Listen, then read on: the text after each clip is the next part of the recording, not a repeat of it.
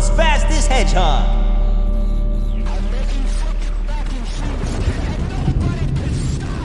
Sonic High School, Chapter 1. Sonic woke up and looked at the clock. 7 o'clock, it said. 7 o'clock! I am late for school. I have to get to school now, said Sonic, jumping out of bed. Sonic put his clothes on really fast and ran out of his room because he is fast. No time for breakfast, said Sonic as he ran past Sonic's mom. You will regret this, said Sonic's mom. Was she a witch? Leering at him from the kitchen stove. Wearing aprons and oven mitts on her hands. Andrew, coming prepared, I like it. Sonic did not care. He was late. Sonic ran outside and ran to the bus stop where people were getting on the bus. Tails, Knuckles, wait for me, said Sonic as he ran toward the bus. Hey, Knuckles, it's Sonic. He is late! Sonic ran so fast to the bus and he got on the bus after Tails. Just in time, said Sonic, huffing and puffing like he was doing the Cupid Shuffle for the first time. Sonic sat down next to Tails and Knuckles sat behind them, taking up both seats. I'm so bad, said Knuckles, laughing because he sat where two people could sit. Knuckles did this every day and no one bothered him, but they all knew it was against the rules of both man and God. The bus started and drove at the school and parked and they got out. We're at school now. It is time to go to class. Sonic was also at school, so he went to his first class of the day, English class. Sonic did not like English very much, but he did not like any class very much. That was not about running and going fast, which is what Sonic does best. Sonic got to his class and sat down in his seat. It is journal day, said Sonic's English teacher, Mrs. Lesson. Mrs. Lesson was tall and white and had gray hair, and she was not pretty. Take out your reading journals and put them in a pile, and I will read one of your entries to the class. Sonic took out his blue journal and ran to the front quickly and put his journal on her desk and ran back to his desk all with his head down and not talking or looking at anyone. Sonic was so fast that he did it first. Everyone else did it afterwards and slower. Mrs. Lesson grabbed a journal from the pile and Sonic knew it was his because he looked just like Sonic's journal. Sonic knew this because he had written in it so many times. It was crazy. Mrs. Lesson opened to a totally random page and it was the worst page she could pick. She began to read. Dear Journal, I called the doctor today about a problem. I have a problem with my balls. They are itchy and it is difficult to sit still with them because they are so itchy. I have to back up against stucco surfaces and rub up and down on them to relieve the itchiness. No creams have worked. Creams only make my balls sweat, smell like the breath of a thoroughbred, and I think Amy, my girlfriend, noticed. I hope my doctor calls. Love, Sonic. Oh no, stop reading! But he reacted too late because it was already read, all of it. Everyone in the class laughed and Sonic felt like an idiot asshole because now everyone knows all about his ball problems. Sonic felt his rage build up inside him like a pool of lava in a volcano. Stop laughing at me! Don't tell anyone! Shouted Sonic, but everyone was laughing so loud that they did not hear him and Sonic was just so embarrassed and mad and sad, but more embarrassed, so he ran out of the class fast. Sonic ran to his locker and opened it and screamed into it. He screamed, "This sucks!" and curse words too. Fuck, shit. What is the problem? Said Tails. Are you mad? Said Tails. Sonic was mad, so he nodded. You should tell everyone that it is okay to have problems with your balls, and that they probably have problems that they do not want everyone to know about too. So stop laughing at me. Sonic thought Tails was right because Tails was smart. Knuckles was there too, so he said, Sonic, what does this say here about you having a problem with your penis and balls? Sonic was so mad again, so he punched Knuckles and ran away quick. Where Sonic ran to was his next class. It is now second period, so it was okay. And that class was history class. Sonic did not care about history class. Hey, Amy, said Sonic. Check me out. And Sonic did a dance move. Wow, so cool. Let's kiss. Said Amy. And Sonic and Amy kissed right there in the class. Damn it, you did the Chris Janet, fucked up my whole brain. Right there in the class, and some of the other people in the class watched, but the teacher wasn't there yet, so they didn't get in trouble. And who is gonna tell Sonic he can't kiss his girlfriend in class? Amy kissed Sonic so hard that he was thinking, let's have sex. but he didn't say it because the teacher would show up by the time they started to have sex in history class. Sonic kissed back real hard, and it was sexy to everyone. Rouge was telling Amy about Sonic's gay balls. Amy was Sonic's girlfriend, but she thought it was the funniest thing ever. Class ended, and Sonic went to Amy quick and did not stop on the way. Hey, Amy, why don't you go telling Rouge about how hard we kissed, smiley face? Said emoticoned Sonic with a smile on his face that meant that he did not care that Amy did this and really wanted her to because it made him look cooler. Actually, Rouge was telling me about the problems with your balls and penis and butthole that everyone found out about in your English class. That's not canon. Wow, was Sonic surprised. He did not know what to say. Chapter 2. The rest of the day for Sonic was awful. So bad it was that Sonic went home and went right to the bathroom and took a big poop. It was a mad poop because it went out fast. It shouted out of his butthole so fast that it was like a gun shooting. His poop stunk so much that even the neighbors could smell it, and they all had a meeting at night about what to do about it, and they decided that they would just put fans on outside, and if it really started to smell again, they would do something else. So, Sonic pooped and went up to his room and shouted into his pillow. Didn't what? I hate everything. Sonic shouted loud, and he heard a knock at his door. What is wrong, Sonic? Asked Sonic's mom. Nothing, said Sonic. Said Sonic.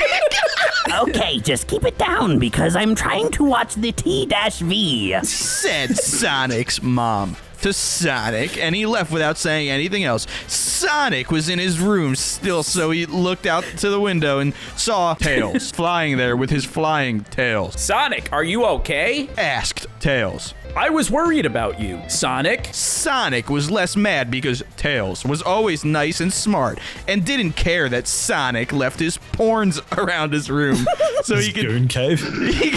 he could think about kissing and doing sex on Amy when he wasn't with Amy. Please be happy. Said Tails. Are you there? Sonic went to the window and opened the window. Sonic grabbed Tails and put him on the bed because Sonic is too strong. Oh, shit. This day was the worst. Said Sonic. Everyone thinks I am a gay loser, all because I gave them my journal. Sonic cried a little, and Tails put his hand under his face to catch his tears. Tears can stain a carpet. Tails hugged Sonic and said, I am always here for you. The prom is tonight also. Wow, I forgot. said Sonic. Sonic ran to his closet fast and he pulled out his prom uniform. It's a tuxedo. And put it on faster. Is our limo here yet, Tails? Said Sonic while looking at Tails. Yes, let's go. And Sonic went outside with Tails, who was also in prom clothing, and they went outside and got in the limo. The limo is broken. Said the limo driver, who looked like a person but darker. Sonic and Tails go out of the limo and ask the limo driver if they could fix it. Nope, the limo is broken eternally. Said the limo driver, so Sonic grabbed Tails' hand and said, Let's go. and ran all the way to the prom, which was on an island called Ghost Island. This place is a scary. Ghost Island was really scary. It was shaped like a skull and everything looked like it was dead. Sonic looked at Tails. Yeah, it is. Why would put the prom on this island? Said Tails. I don't see anyone else from the school here. Tails and Sonic were both worried about it all. Sonic and Tails walked forward and there was a haunted house. Sonic and Tails went into the haunted house and it was spooky. Sonic saw a ghost and Tails saw a mummy. There was a man laughing. Ah, Sonic and Tails, now you are both here and fallen right into my trap. Said the man laughing. The man looked like a fat, immature gay. It was Eggman. Eggman, why you're here? Asked Sonic and shouted at Eggman. Are you here for the Chaos Emeralds? Sonic shook his Probably. fist at Eggman, and Tails ran at him, but what an idiot he was, because a cage fell down from the top of the sky and trapped Tails. You are doomed now. Said Eggman. Welcome to a graveyard of you. Sonic was shocked, but did not run forward because he did not want to get caught too. But what if Eggman did not have another cage? Sonic did not know, so he went to the side into a different room. This room was a smaller and had carpets and wallpaper. It was still scary though. I need to find a way out and to save Tails. And he walked into a door that was on the next wall. Next thing. Said Sonic, and he came out of the room into the same room he was in. This is a haunted house, so you always come back to the same place. Said Sonic, thinking of famous saying he saw once on the wall of a Walgreens where it was written. Okay, sure. What? right. Okay. That works. Eggman laughed and pointed at Sonic. I kissed Amy, and now you can never date her again. Because I'm going to do sex to her tonight. No, this cannot be real. Said Sonic. Sonic knew that he had to do something, but what? I don't know, man. Chapter 3. Riveting. Sonic ran the fastest right to Dr. Eggman, right through his traps, and jumped at the floating platform that Eggman was standing on. I'm coming for you. Said Sonic, and he jumped up right to the platform and got so close but fell because it was just too...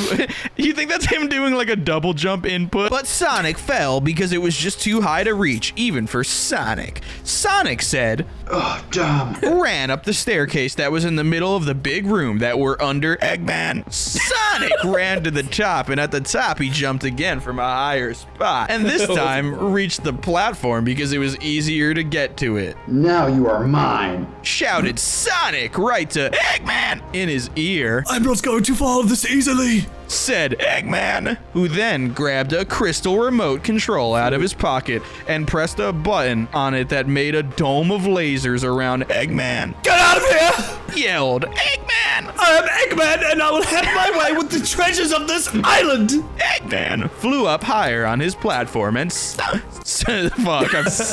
had already fell from the lasers that were on the floating platform, so Sonic didn't get to go too. Eggman disappeared into a purple and black portal at the top of the ceiling. Sonic was left at the bottom of the room on the middle of the stairs. Amy still has to be here somewhere, and I need to get Tails out of that locked cage. Sonic ran up the stairs really fast and down the hallway at the top of the stairs on the second floor.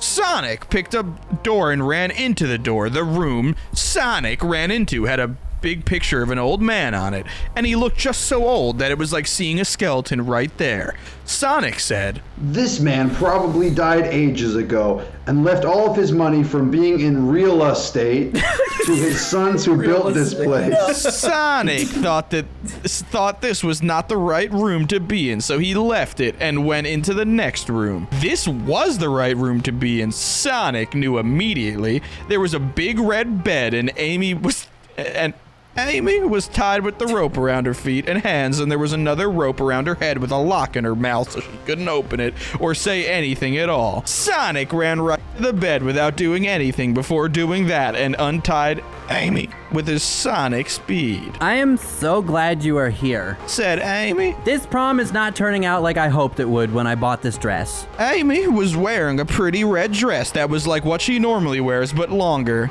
and there were 2 flowers on the 2 shoulders. Amy's dress also made her boobs look bigger. Sonic noticed.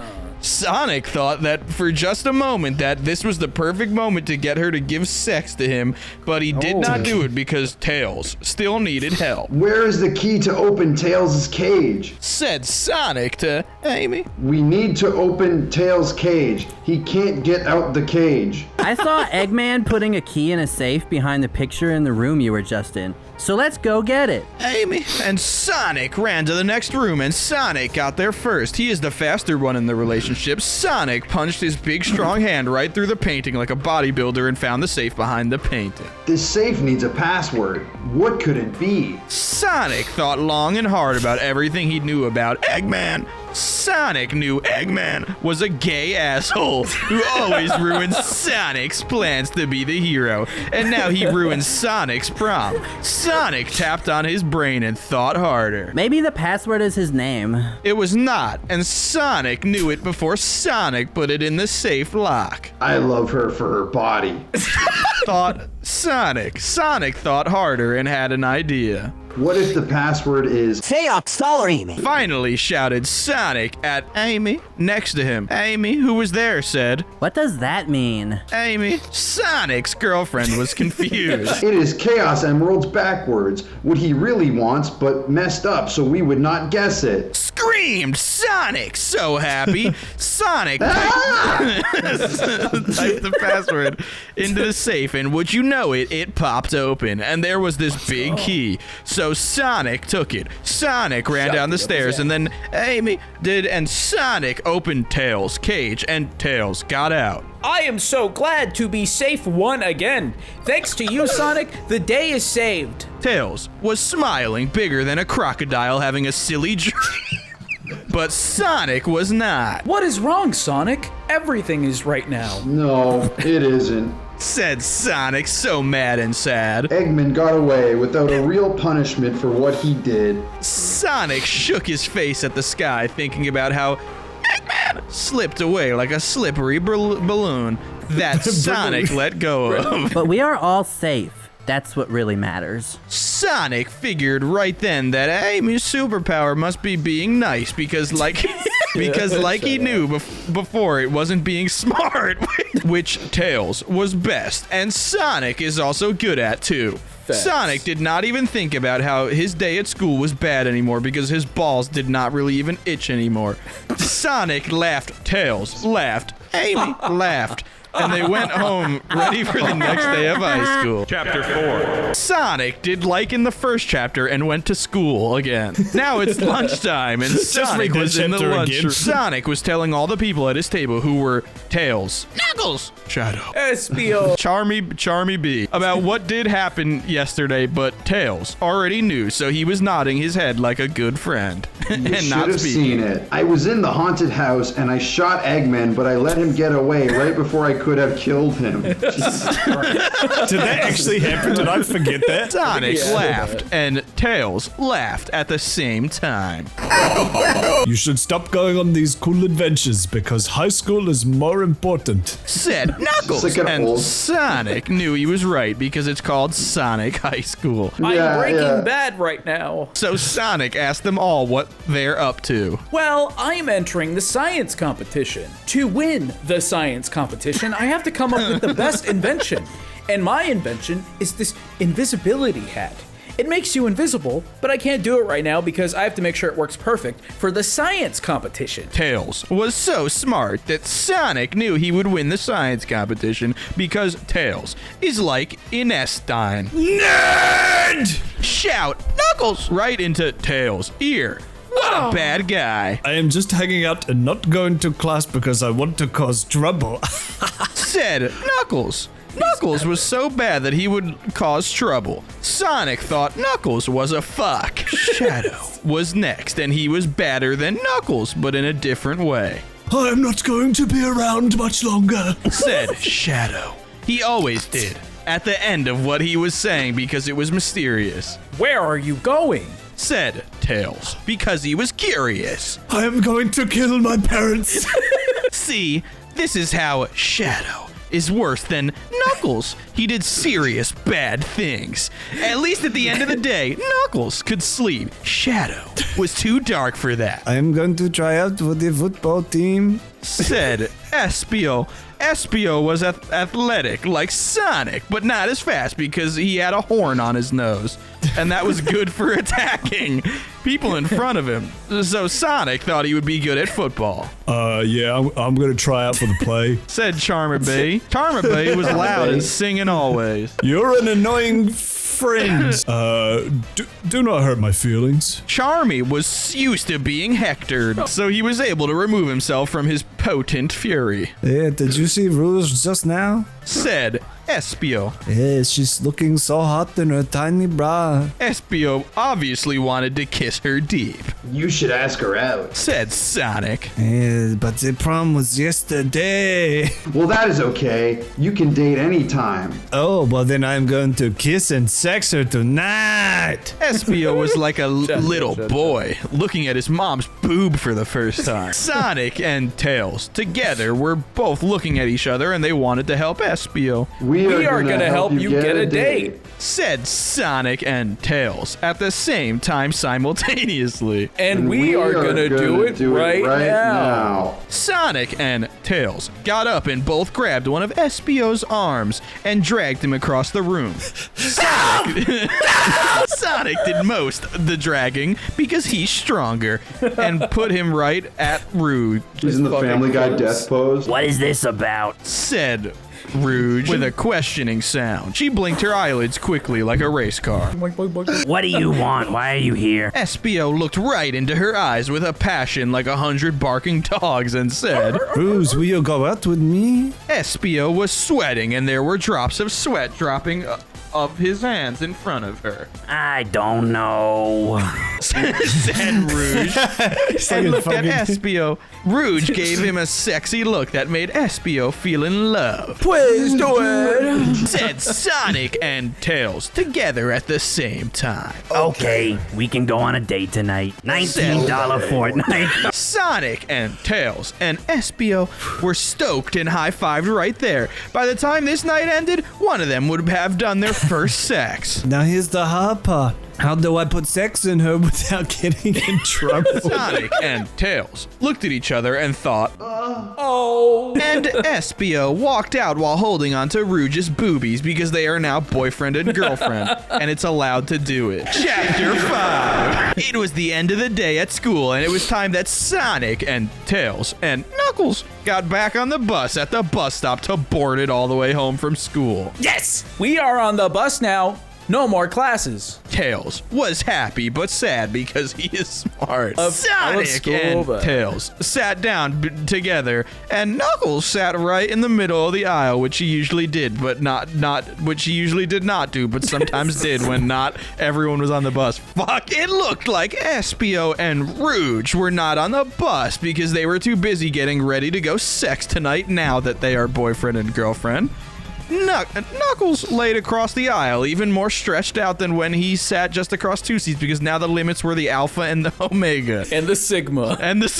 How can we help Espio? Tails responded and thought about it on the bus. The bus drove bumpy on the bumpful roads all the way home, and then they all got out at the bus stop that they normally got in the bus at.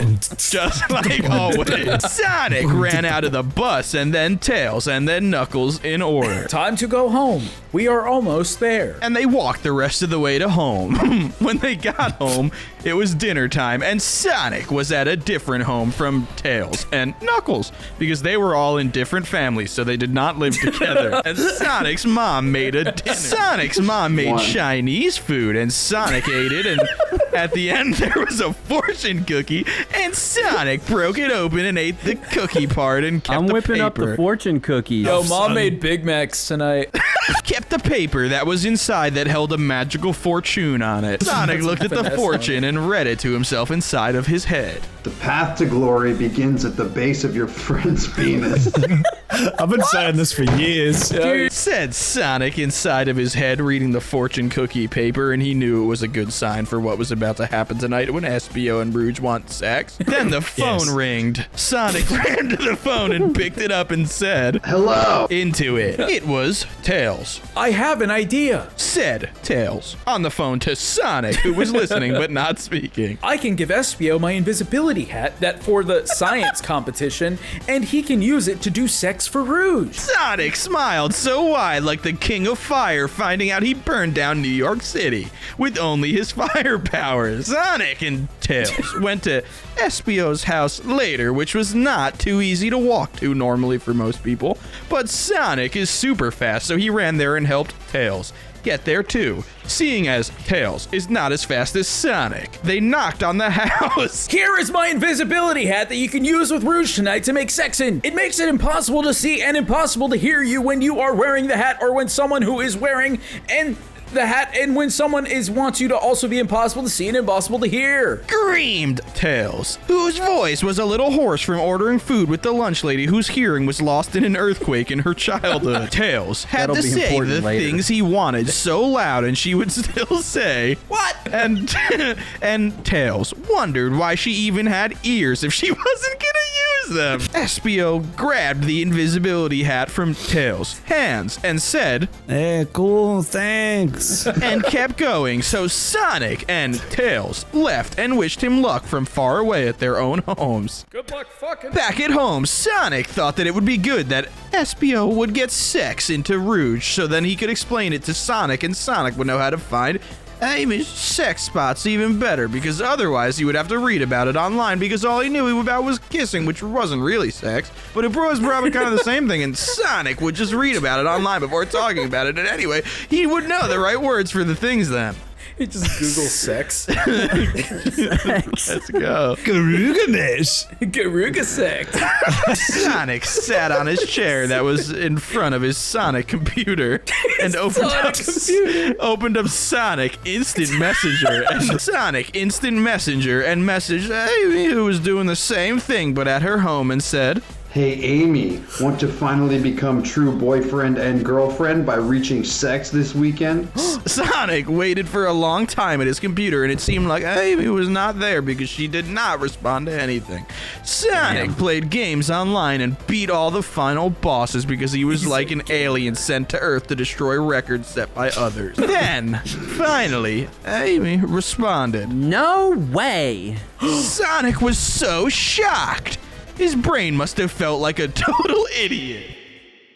Espio walked to Rouge's house because it was time for their date together, and all Espio could think about was that they were about to make sex for the first time. Espio knocked Rouge's house door. Hey, I hope she is home. Hello, I'm home. Said Rouge, always looking sexy in her tiny baby bra and big cool boobs. Espio thought she looked like the hottest woman in the world that he could see from here. Where are you taking me on our date tonight? Whispered Rouge in a sex-filled voice. Where are you taking me on our date tonight? Espio had thought this one over on the way over so that he could say it right the first time and get her to do what he wanted.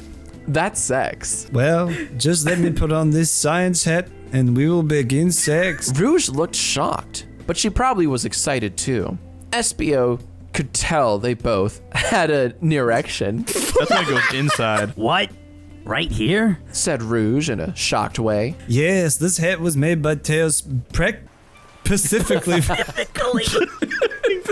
specifically for our date. It makes it impossible to see and impossible to hear while I'm wearing it. Espio did a cool face at her. Because being smart can be cool too, as long as you're not a nerd ass. Okay, let's go inside.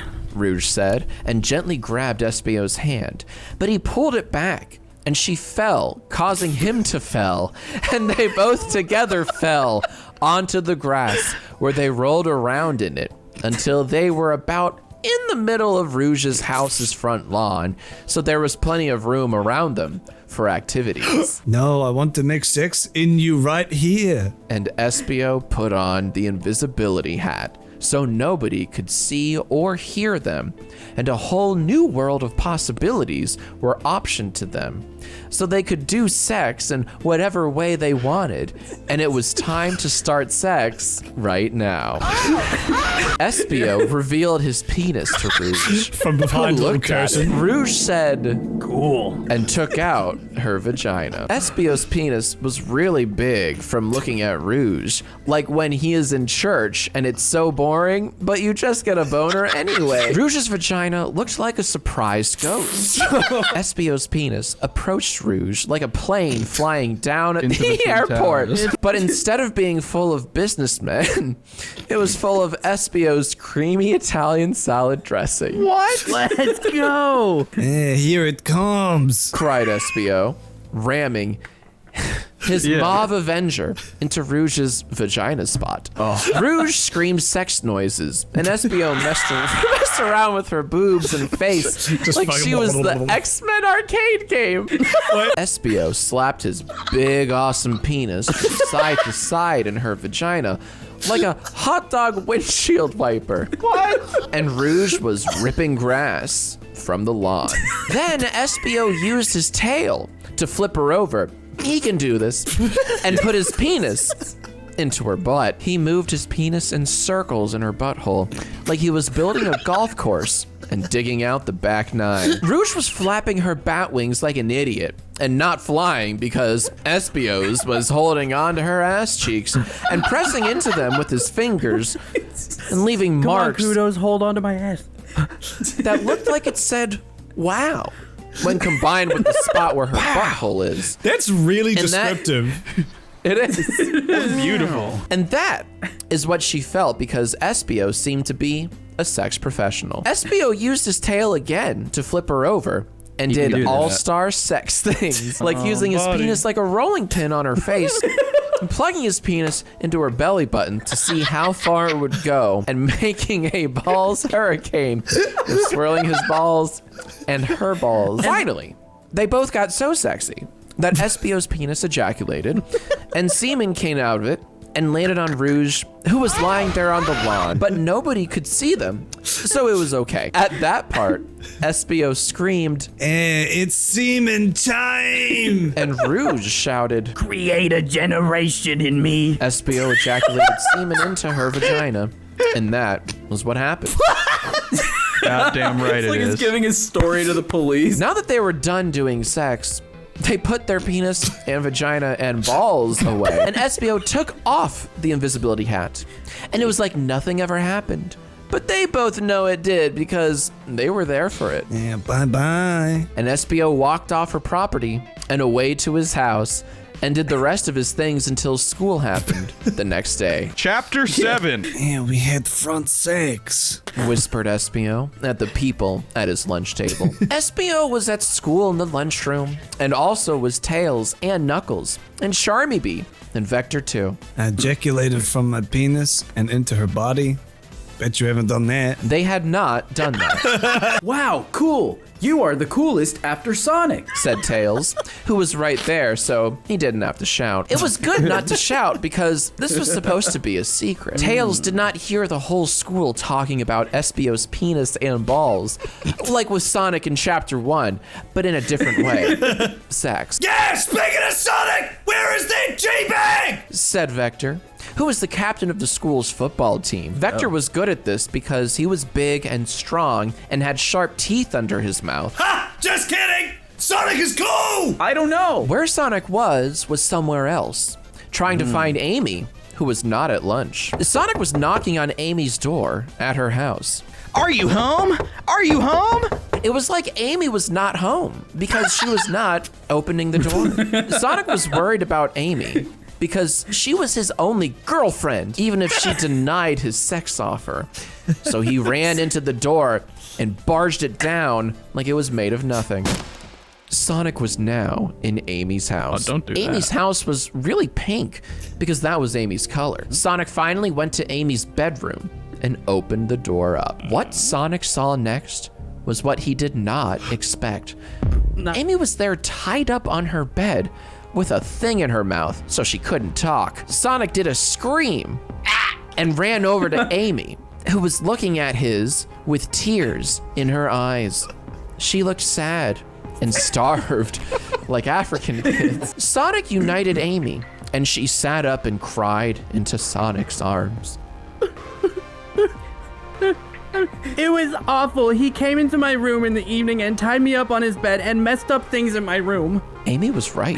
Her room looked messy, So get a maid. said Sonic, always thinking about a Jesus. solution to problems. Who tied you up? Who was it? Be calm, Amy. Calm down and talk to me. Sonic patted Amy on the back to help her. She burps. It was Shadow. I saw him outside his house next door with a machine gun and a sword going in his house to kill his mom, and he saw me. He knew I saw him, so he tied me up like a brigand. Was it him who also said that you would not have sex with me on Sonic Messenger? Yes, I did not talk to you then. Spoke Amy back to Sonic. So, how do you really feel about it? Asked Sonic, whose brain was now humming with sex ideas. Shit, I don't know. Give me a day. Right now, let's get things right. So Sonic and Amy went back to school, where everyone else was besides them. Sonic and Amy saw Espio walking around between a lot of other people. Hey, here you are. I had sex with Rouge last night. Do not tell anyone. Oh, that's right, you did. I almost forgot. Hear that, Amy? You gotta tell me all about it later so I know what to do to Amy. Sonic heard a sound coming from down the hallway where someone was coming. It was a really fat guy that looked so huge to him. The fat guy got closer and closer until they could see who it was. And it was Rouge. Wow, you are so fat now. What's that about, huh? Rouge looked mad and surprised at Espio. Well, you got me pregnant. Oh my god! Thought Sonic to himself without saying it with voice. She is pregnancy fat? This means she will have a baby. Amy was smiling for real to Rouge. That's so nice. I hope you have a great baby. Sonic tried to be a good boyfriend and said, Hope your baby's cool. and smiled. Espio looked more worried than everybody else. Yeah, so I'm gonna be your baby's dad? Said Espio, worried and excited both. Better believe it, F-word boy. Said a voice that sounded just like Shadow's. Fade to black, chapter 8. Shadow! Surprised to see me? Amy screamed like a crazy man. We know what you did to your mother. It was... Shadow cut her off and did not let her finish saying the sentence. You did not see anything. I am Shadow and I know how to commit crimes. You think I have not killed a person before? I have. But I saw you. You saw nothing. I stopped you. It doesn't matter. You were on your way inside your house to kill your mom. Amy shook around because she was all nervous, and her smaller than Rouge's but still good boobs wiggled a little. And Sonic thought it was cool to see, and he wanted to support her. I did not kill my mom. I was going into my house to protect her from Dr. Eggman. Oh, okay. Said Sonic. And Sonic and Espio went to class. He was trying to ship my Ultra Chaos Emerald shards to space so he could collect them in his egg space station. Said Shadow to Amy in an explaining way. We gotta do something about him. I understand that you had a reason to tie me up, but do not kill your mother. I was only kidding because the other guys were all being too important about themselves, and I do not think that is a good quality for high school students to be. High school students should be nice and caring and not talk about themselves like they are the best, because that will only make us all assholes, which isn't what we should be trying to be. Shadow said that to Amy, and she understood that he was a good guy and had a reason for tying her up on a bed, even if he had bad times when he was dark and did crimes in the cityscape. They both went to class in different directions, so the conversation ended. Later, after school, Sonic went on Sonic Messenger and talked to Espio. Hey, Espio. How are you? Do you know what you're gonna do about being for Rouge's baby? Hey, listen, Sonic, this is hard for me to say. I want to get Rose to get a abortion. Sonic was upset because Rouge's baby would not survive it. In fact, Rouge's baby would die. There has to be another way, Espio. But if you really want to do it, that's okay too, because it is your decision. Yeah, good, because I want you to help me. I'm going to go to Rouge tomorrow at school and slip her the abortion pill My God. in one of her meals. You will help me by distracting her from me. Okay, see you then. The next day happened, and Sonic was at lunch. I won the science competition, but you didn't come, Sonic. I wanted you to come because I am such a good friend to you, but you did not, but I won anyway without you. Tails was mad at Sonic, which did not usually happen because they were the best friends. Wow. Sorry, Tails. I was so busy and I did not know. Kiss my ass, dick. screamed Tails to Sonic and flew out of the room with his flying tails. This is awful. He is my best friend. Sonic knew this was a big problem, but changed his mind to thinking about Rouge and Espio, and then went over to where Rouge was going to get the abortion pill from Espio. Vector was there too, which was weird because he usually was not. Okay, Espio, are you ready? Espio shook his head, yes. Hey, Rouge, how are you doing today? How was class? Do you have lots of homework? What are you eating for lunch? Sonic said to Rouge to distract her from Espio. Looks like Sonic did it perfectly, because while he was asking these things, Espio put the abortion pill in Rouge's salad. Rouge ate salads because she is thin. Previously been established she is not. Author's getting lost in the narrative here. Rouge answered the questions, but no one was paying attention because they were now glad it was done. Oh, uh-oh. What's this? Said Rouge, suddenly looking like a shocked woman. Yeah, what? What is wrong? Asked Espio. He was worrying that Rouge found the abortion pill in her salad and was looking at it. I think I'm having my baby. Here it comes. Rouge said this before she could even eat the abortion pill, so everyone knew the baby was coming for real. Oh, no! Said all of them together. But Rouge. Rouge lied down on the ground, and they put a curtain around her so no one could really see what was going on, because it was gonna be gross. They could see a baby start to come out of her butt, and it was crying a lot. Everyone wanted the baby to shut up already because they were just trying to have lunch. But now there was a baby coming out in the lunchroom at high school. Mrs. Lesson, who was also the school nurse, said, Get out of my way, kids. I have to help this baby get out of Rouge. Babies are too weak to do this by themselves. Mrs. Lesson went behind the curtain and helped pull the baby out of Rouge's butt, and it was still crying. Could you believe it? Rouge was exhausted from her baby, but Mrs. Lesson was not. Mrs. Lesson held the baby in her hands while it was still crying and held it out to everyone. Look at it. Rouge's baby was red and had long hair and big white fists. Rouge's baby continued to do crying louder than a monster truck. Sonic looked at the baby really close. Hey, Espio, aren't babies supposed to look like you?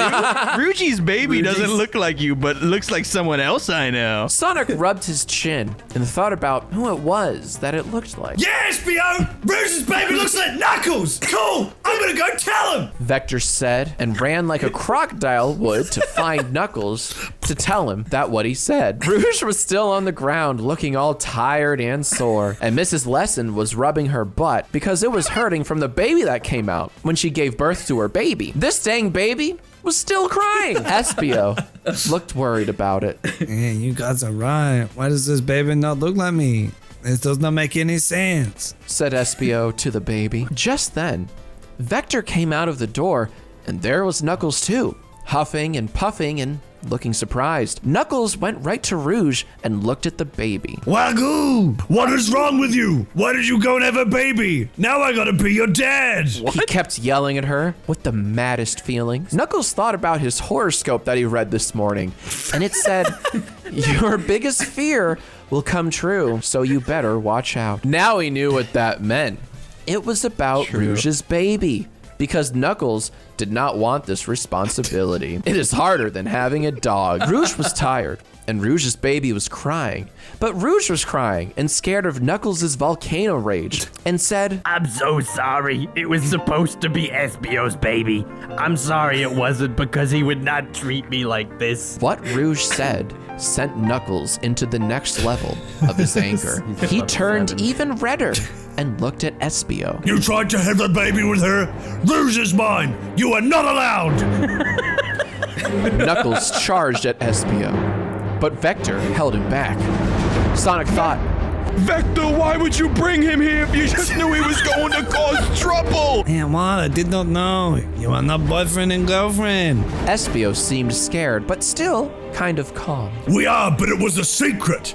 Now you have to pay! Knuckles kept trying to get at Espio, but Vector was holding him back. Knuckles could not get to him, so he said, Tomorrow we will fight! Meet me in the hallway at the end of the school and prepare for me to beat on your ass, shit man! Knuckles stormed out of the lunchroom and went away. Rouge's baby stopped crying and said, No, come back. You don't have to fight Espio. but it was too late because Knuckles was so gone by then. Rouge patted her baby on the head and said, You should go to sleep and get your rest, baby. You are probably tired. So Rouge's baby went to sleep and was finally quiet. Espio tried his best to look like a big tough guy and not panic, but he was secretly scared and went back to doing what he was doing before this baby thing happened. So did Sonic too. The rest of school and getting home from school happened. Sonic did not see Tails or Knuckles for any part of it. Tails was still mad at Sonic. Sonic took out his Sonic phone on his way home and called his girlfriend, Amy. Bing, bing, bing, bing. Hey, Amy. So did you decide if you wanted sex? You know, Sonic, I am just too stressed out and nervous about everything going on at high school. Things are so crazy. Said Sonic, and hung up the phone and finished getting home. Sonic thought he would never be true boyfriend and girlfriend with Amy at this rate. It was almost like she had a second boyfriend that Sonic did not know about, and that was why Amy did not want sex from Sonic. Sonic had dinner and then thought about his friends. Espio and Knuckles were both his friends, but they were intending to fight. What could Sonic do? Sonic figured that they are still both his friend, but he would go visit Espio because he was not the one who said to fight. And because Knuckles had spikes on his hands, that would make it hard to beat him in a fight. Sonic went to Espio's house. Said Espio's doorbell, and Sonic waited at the door. Espio showed up at the door and opened it. Yeah, hey Sonic, thanks for coming, man. You gotta help me prepare for this fight. We can start by learning how to get rid of puncture wounds. I was trying not to look nervous to Knuckles, but actually I was. Also, did you hear about Chummy B? Nope, I did not hear. Said Sonic back to Espio. Knuckles kidnapped that little gay and is threatening to hurt him if I don't show up to fight him tomorrow. So I have to, especially now, because the gods will crush my soul, even if Chummy is an annoying idiot loser. Said Espio, then back to Sonic. Oh no! That's really bad. Sonic knew this now had to happen too, because his morals were probably the best ever. He did not know Knuckles would stoop to such a mean thing. Sonic and Espio then walked into Espio's house and up the stairs to Espio's bedroom. Yeah, our other friends is here too, said Espio, just as he was opening the door to his bedroom. Espio finished opening the door, and there was Tails, who was standing in Espio's room. The moment Tails saw Sonic, his face turned into a salad of anger, the devil, and lava. Chapter 10. Why are you here? Screamed Tails with the anger of a million angry birds. Sonic was shocked because Tails was his best friend, and Tails was smart. But Tails was super pissed at Sonic for not coming to the science competition, even though they were best friends. Sonic moved his mouth, but words didn't come out because he didn't know what to say. Sonic was a mixture of mad and sad and frustrating because he did not know what he could do to get Tails to be his friend again. At times like this, Sonic thought about Amy's fine body because it set his mind at ease. I am here for my friend, our friend, Espio. We are still friends too, Tails.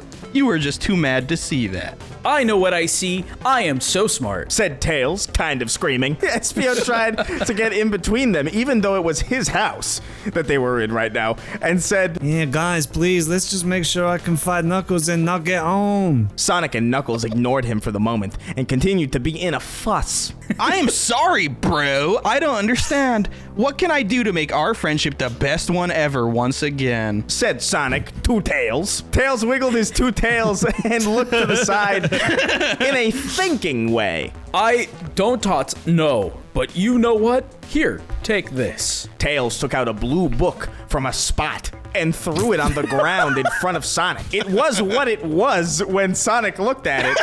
It was Sonic's journal. What? How did you get this? Said Sonic to Tails. I gave this to Miss Lesson before she read about my balls problems. I lied. I did not go to the science competition that night. I still went to school, but instead of going to the science competition, I used my science hat of invisibility to sneak into Mrs. Lesson's room and get your journal. I wanted to get your journal so that no one else could read your business and see your gay ball problems that I know you still have, even though you think you are getting better. I was going to give it back to you, but you were not there at the competition like you should have been, even though I am such a good friend to you.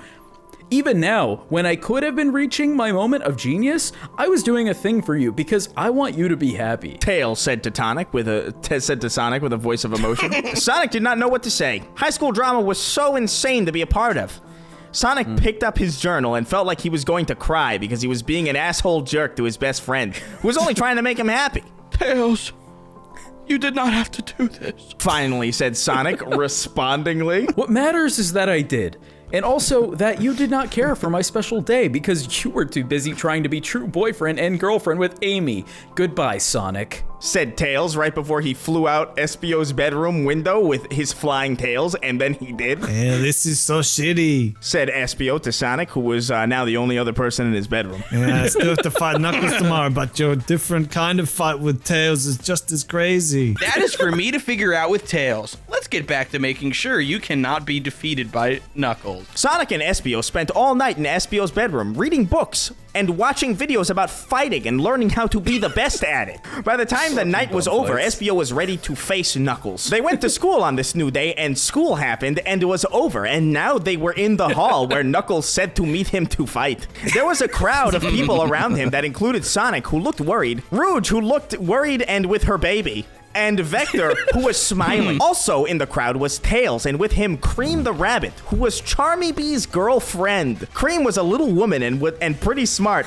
but not as smart as Tails. Her boobs were smaller than both Amy's and Rouge's, but they were still high quality in their own way. It is surprising to most people that a gay like Charmy was even allowed to have a girlfriend, but it just goes to show you that the impossible is not what you think it is.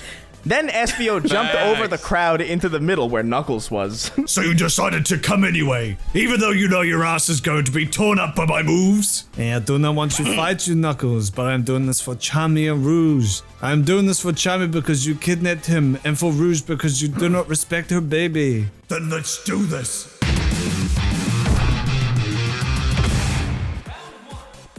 Knuckles charged at Espio with his fists like an elephant, running at a hunter trying to kill him for his powers. But Espio jumped out of the way and on to the wall like a pro jumper, which he learned how to do last night. Espio jumped at Knuckles with a kick move, and Knuckles punched at his foot, and they met with a purple and red explosion of power that knocked them both back. They continued to jump around and attack each other, and they did this for a while. It was difficult to watch for everyone. Rouge was in the crowd with her baby. This is so difficult to watch.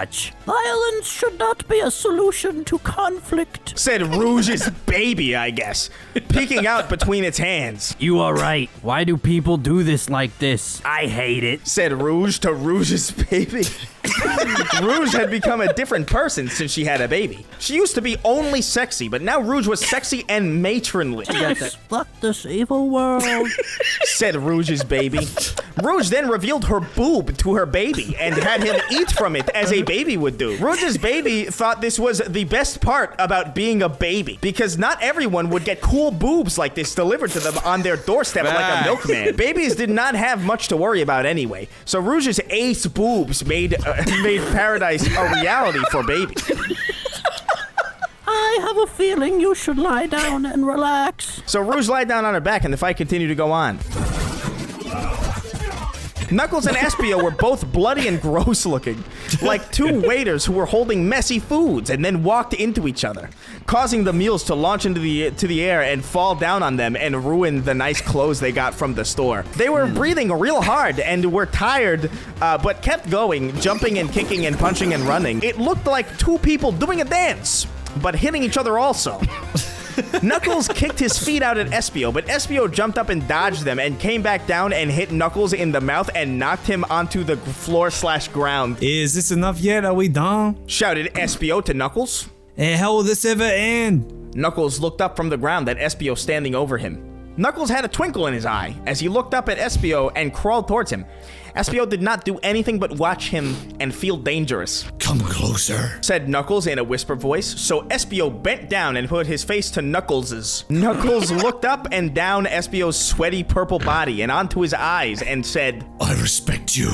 And then grabbed his face as gentle as a deer and kissed him on the mouth. Yo! When Knuckles kissed him, he did it extra hard, sometimes with his eyes shut and sometimes looking deep into Espio's deep yellow eyes that looked like a circus of loving men. Their tongues met in the middle of their mouths like two chicken cutlets that were acting like cats that loved each other. When Espio was watching fighting videos last night, he was not expecting he was going to have to do kissing too, but he liked it. What the fuck? They went on kissing for a full minute while everyone watched, wondering if they were done fighting or just taking a break to kiss. Finally, the back part of Knuckles' body began to lift off the ground while his mouth was still making out with Espio.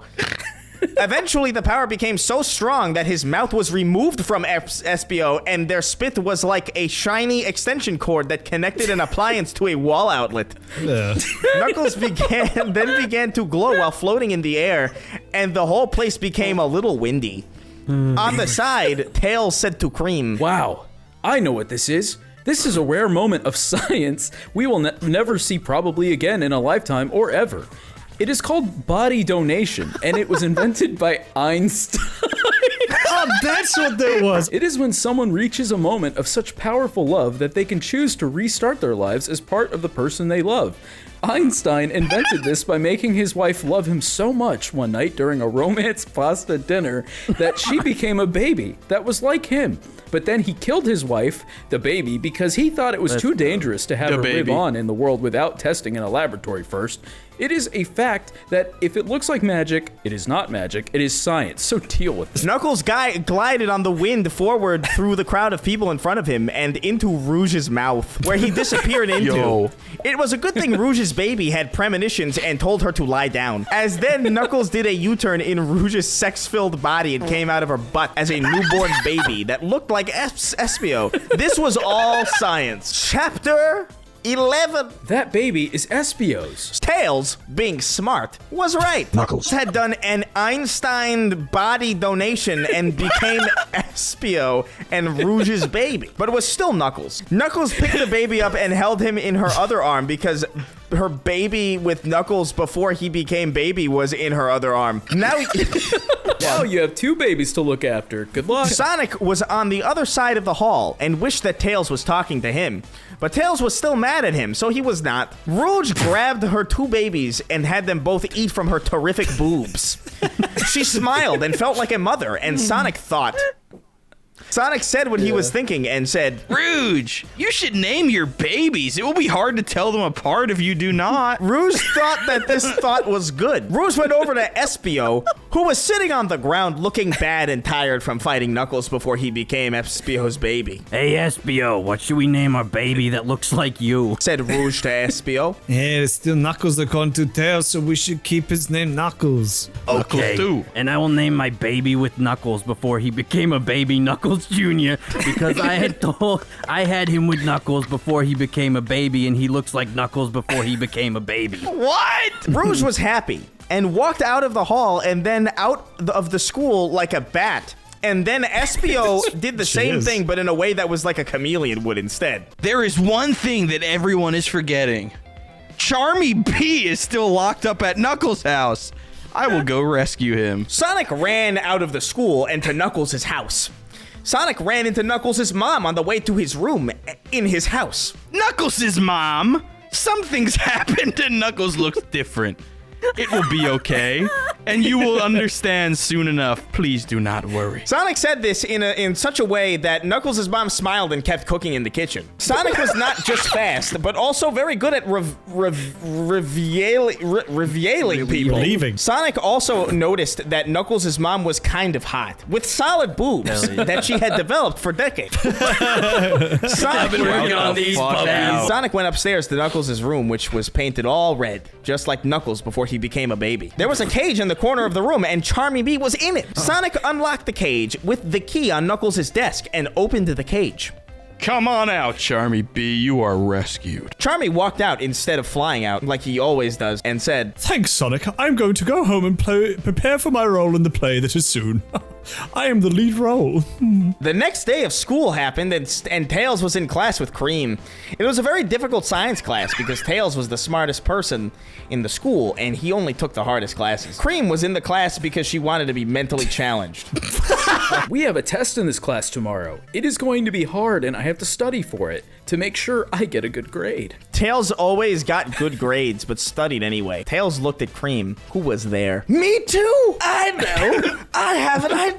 Why don't you come over to my house tonight and we can study? Studying with you will help me get a better grade. I just know it. This idea was the best thing ever to Tails. Tails secretly had a crush on Cream and wanted to feel the body of his sexy friend. Always. Even though she was Charmy B's girlfriend, Cream was a different kind of sexy. That was only really sexy to some people. But Tails was one of them. Okay, I will come to your house tonight. It was now this evening, and Tails was getting ready to go to Cream's house. Tails was excited to get closer to Cream, but he was also nervous he might mess it up like a love idiot. He thought about asking Sonic, but then remembered he is pissed at him. Then he thought about asking Espio, but Espio was at the hospital getting all of his wounds fixed from being in a fight with Knuckles before he became a baby. Tails wanted to seem like a sexy man to Cream, so he sprayed his dad's colon on himself and put breath wash in his mouth. Tails smelled good and looked good and went to Cream's house by flying. I'm waiting for Tails, said Cream as she sat on her bed in her bedroom studying without Tails. Tails flew into the window. Hi, Cream. I am at your house now. Let's study. Tails sat on her bed, sort of next to her, but not too close to promote sex thoughts, said Tails. Wow! Before we study, you smell good, Tails. Cream put her face right up against Tails and smelled hard. Tails and Cream studied for the test for the next hour. And the whole time, Tails could only concentrate on one thing, his growing erection. Tails touched it sometimes while they were studying to make sure it stayed put. And Cream could not see it. But it was getting so big that it would pop out of place, like when the straw in your soda rises up, probably because of the bubbles, and you push it back down, but it just comes back up anyway, so you get iced tea instead. Tails was still the most nervous, but he decided that this was his chance. He would not get another chance as good as this if he did not take it now. Cream, I have to tell you something. Screamed Tails to Cream, letting out all of his nervousness so he could be smooth like a movie star. What is it, Tails? Tell me all about it, said Cream, back looking hot. Tails was not so nervous anymore. Tails said, Cream, I have lusted after your rabbit genitals since day one. I think you are the hottest woman I have ever been to. I know you are Charmy's girlfriend, but toss him aside and let my penis murder everything inside of you. Jesus. Tails took out his penis.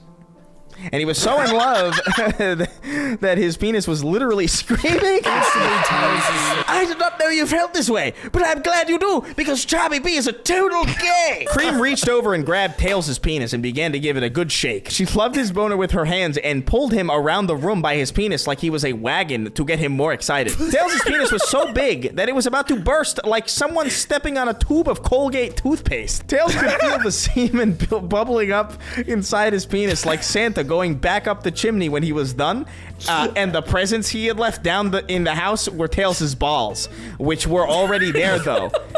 Cream was getting hot too. She did not take off her clothes, but Tails could tell she also had an erection. Just when things were becoming like one of those porns that Sonic had in his room and his mom let him have, Cream stopped and said, No! I cannot do this! Not while I am still boyfriend and girlfriend with Charmy. He may be a yes, but we are in a relationship, and I need to respect him. I will break up with him tomorrow, and then we can do sex. Cream collected her things together. I think I am ready for the test tomorrow. Thanks, Tails. Oh, man, said Tails, putting his scrotum away, and was sad about not getting to ejaculate his dick. Okay, as long as you promise me your sex. I promise, said Cream, and then Cream kissed Tails on the cheek. Tails thought it was cool and flew back home.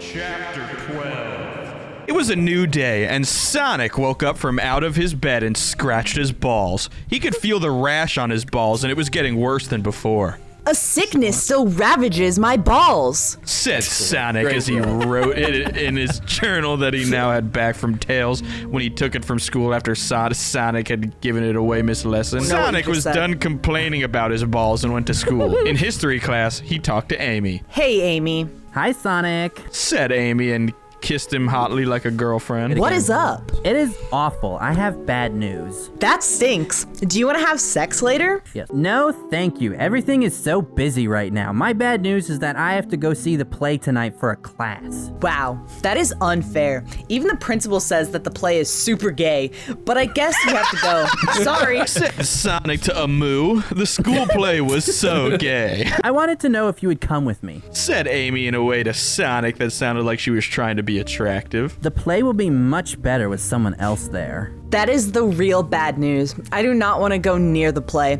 but I will go so we can have sex later. Said Sonic back to Amy. Amy kissed Sonic, and so did Sonic to Amy.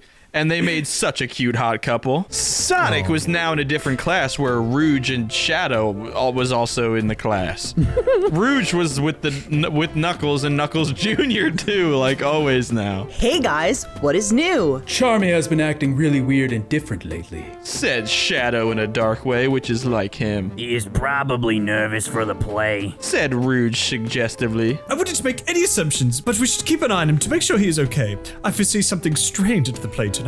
Said Knuckles Jr. Knuckles Jr. turned out to be a really cool baby. just like Stewie. True. Then Sonic itched at his balls. His balls were a wreck. That class ended and the rest of the school did too. And Sonic went home thinking about how his balls were like two blimps covered in volcanoes that could fit on the blimps and itched as well. When Sonic got to his home, Sonic's mom walked up to him and said, I went to clean your room and saw what you wrote about your gay ball problems. I am worried about your balls and fear it could be mortal illness. So I made a doctor's appointment. But first we have a dinner.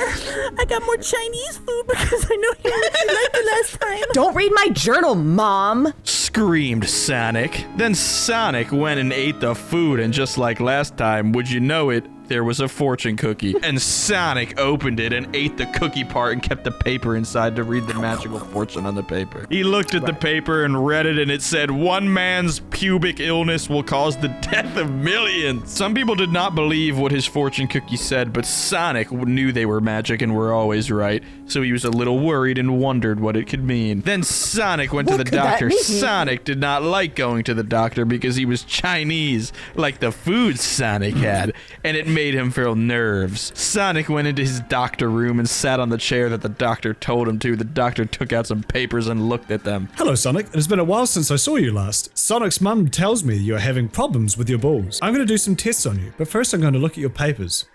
I see from your papers that your balls and penis are the biggest in your high school. Good job, Sonic. Sonic appreciated the truth and nodded his head and smiled. It was okay to talk about your penis and balls with the doctor because that is what they do.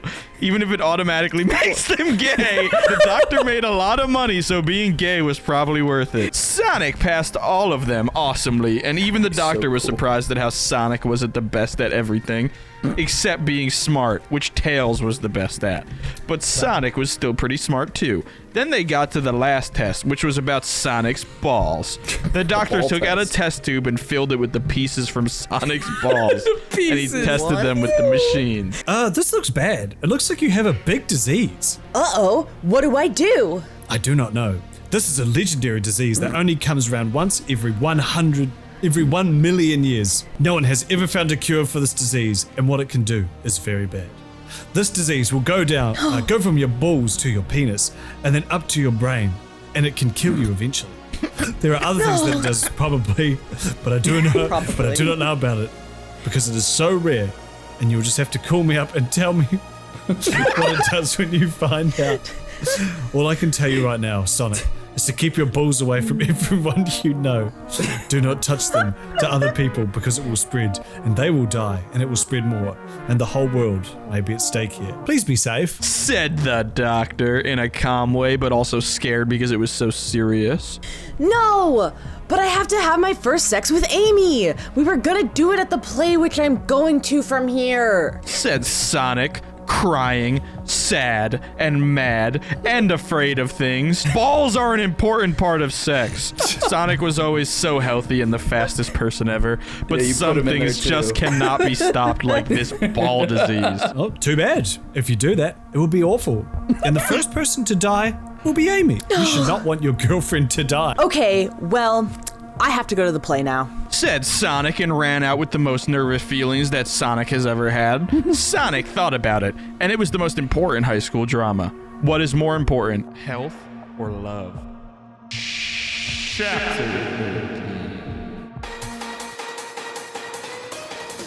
A cool car raced through the city streets.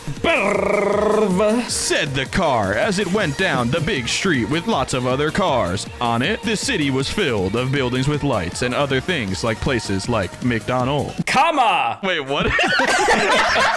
Shouted the car as it went back and forth, going in between other cars so it did not have to wait in traffic. The car was playing techno and rock and roll music. Techno is short for technology. Corn and Skrillex? Yelled the car, doing a big turn into the city intersection. Location update on the Ultra Chaos Emerald. Said the driver of the car. The car screen blinked to different things, and then, in a robot voice, said, Ultra Chaos Emerald getting closer. Shadow looked at the map screen and drove faster toward the red dot. Shadow pulled up to the curb and there was a couple of gang men. Thanks, Omega. Said Shadow as he stopped out of the car, which was black and red, and onto the dark city street. He looked at the gentlemen standing there and they looked dangerous.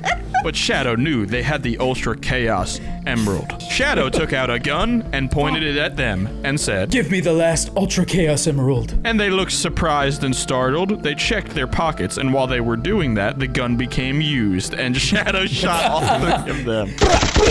They were now dead. Shadow reached into the middle one's pocket and found what he had come for. The last Ultra Chaos Emerald.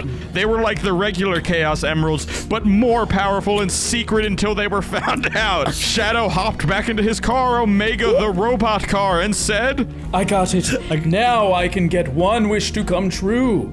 I'm gonna think about what I will use it on before I use it. Shadow looked at the map and said, Get me directions to Hamburger Restaurant. Omega changed some screens and said in a robot voice, Beep, boop, bop. Hamburger Restaurant location found. It is over here. So Shadow drove there with more loud sounds. Shadow went to the drive-thru and got a hamburger and fries and sat in the parking lot in Omega and ate it. This is great. I love this place. It is always the place that I love to come after I finish a crime. Said Shadow darkly. Omega did not need food because he was a robot shaped into a car. Shadow finished eating and threw the garbage into Omega's trash hole where he turned litter into gasoline, which was useful. Then Shadow took his penis out. Hey, Omega, check this out. Said Shadow, laughing as he took his big, neat, hard penis and stuck it in Omega's trash hole. Unrecognized item in trash hole error. That's my penis, man. Said Shadow to Omega. Penis, not trash, not allowed in trash hole. Shadow couldn't fit all of his big, strong penis into Omega's trash hole anyway, so he took it out and gave Omega a taste of his balls too. Omega did not recognize Shadow's balls as trash either, which was good. And then Shadow put his balls back and started to drive off with his hands still on his penis. Where is Silver's house? Said Shadow to Omega while he rubbed really quick and hard on his penis with one hand while the other one was driving. Omega updated his map and showed where Silver's house was on the other side of the dark city. Shadow kept empowering his penis with one hand and he drove faster and more dangerously. Soon his penis was so big he could hardly see in front of him anymore and he was zigzagging across the street, trying to keep both his penis and his car in control. Then he put both hands on his penis and made it do all sorts of things until it was done and his penis redecorated the inside of Omega with white curtains. Just so you know, That's my semen, said Shadow to Omega. That's Omega culminating. knew that already. Shadow gosh. put both of his hands back on the steering wheel and drove faster, but suddenly some loud sounds and flashing lights came up behind him. Quack, quack, quack. The police is following you. Shadow decided to follow the laws and stopped his car in the street and waited for the police to come over to him. Shadow's penis was still big, though, so he tucked it under his leg on the right, and it stuck up in the middle of Omega the car, and Shadow put his hand on it. The police came over to the front window of Omega and looked at Shadow inside. Ha! Cool vehicle! Said the police. Thanks. Okay, do you know that you were breaking a law by going that fast and back and forth on the street? Yeah, I do. Said Shadow, and he patted his hand on his penis in the middle of the front of the car. Sir, You can fit please so take much your hand cum off in the this gear bad stick boy. in the middle of the car right now. Shadow looked at the police and laughed and said, That's not the gear stick. That's my penis. and Shadow drove off before the police could say anything or really even react at all. You have broken another law. Shadow laughed because he could see the police far behind him, giving up and going to look for an easier criminal. Now, let's get to Silver's house. Shadow drove the car fast to Silver's house on the other side of the city, and when he got there, he braked the car so hard that the sound it made was like hearing the world's largest bird get punched in his tummy. Shadow honked the horn, and when he finished honking the horn, Silver jumped out of the window and onto the street and into the side seat of Omega. Hey, Shadow, thanks for the ride. Cool curtains you put up.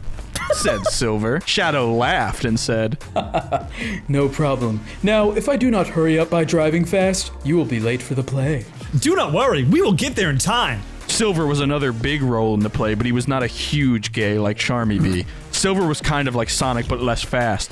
Sonic also had the best morals, but maybe Silver dressed better. Silver did have this big hair thing on the front that looked like a marijuana. Shadow stepped on the gases and the car went away through the city into the moonlight and towards out of the city to high school. Chapter 14. Sonic and Amy got to high school and went to the play, which was at the school. When they got to the auditorium, they were not expecting to be surprised, but they were, because the auditorium was actually full of men and women, idiots, waiting to see the play.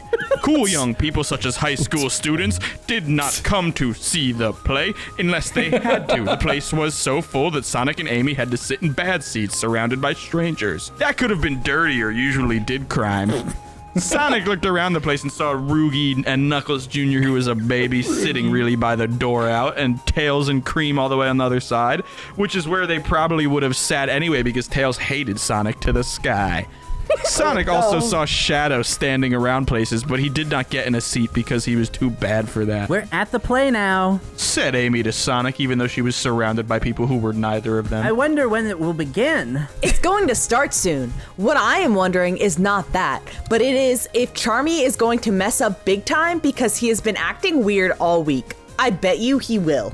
Sonic laughed about this because it did not really matter to him, but it did to Charmy. The play they were doing was the Christmas Story, even though it was not Christmas time, but they thought it was a good idea to do anyway. In the play, Silver played Joseph, who was Jesus's dad. Charmy played Mary, because even though he was not a girl, everyone thought he was anyway. Baby version Jesus was going to be played by Knuckles, who was fitted for the role now that he was a baby. Sonic and Amy sat patiently in the seats they were in, even though Sonic could have been out running around. Sonic waited by rubbing Amy's leg and seeing how close he could get his hand to her vagina before she rubbed him off. Sonic determined that Amy was prime and ready for sex because her vagina felt hard and loose, as far as he could tell. When he would get close to it with his hand before the play began, he almost forgot totally that he had a deadly ball disease. The play eventually started, and it was just as gay as you thought it would be. There was singing, and songs, but otherwise it was just like the Christmas Story always was. Mary got a letter from an angel saying she was going to have a baby, but she did not want to have the baby at home because the king would not let babies vote. So Mary and Joseph rode bikes all the way from London to Jerusalem. When they got there, the hospital was full. So they went to a barn and had the baby in there, and it turned out to be a legendary hero, Jesus.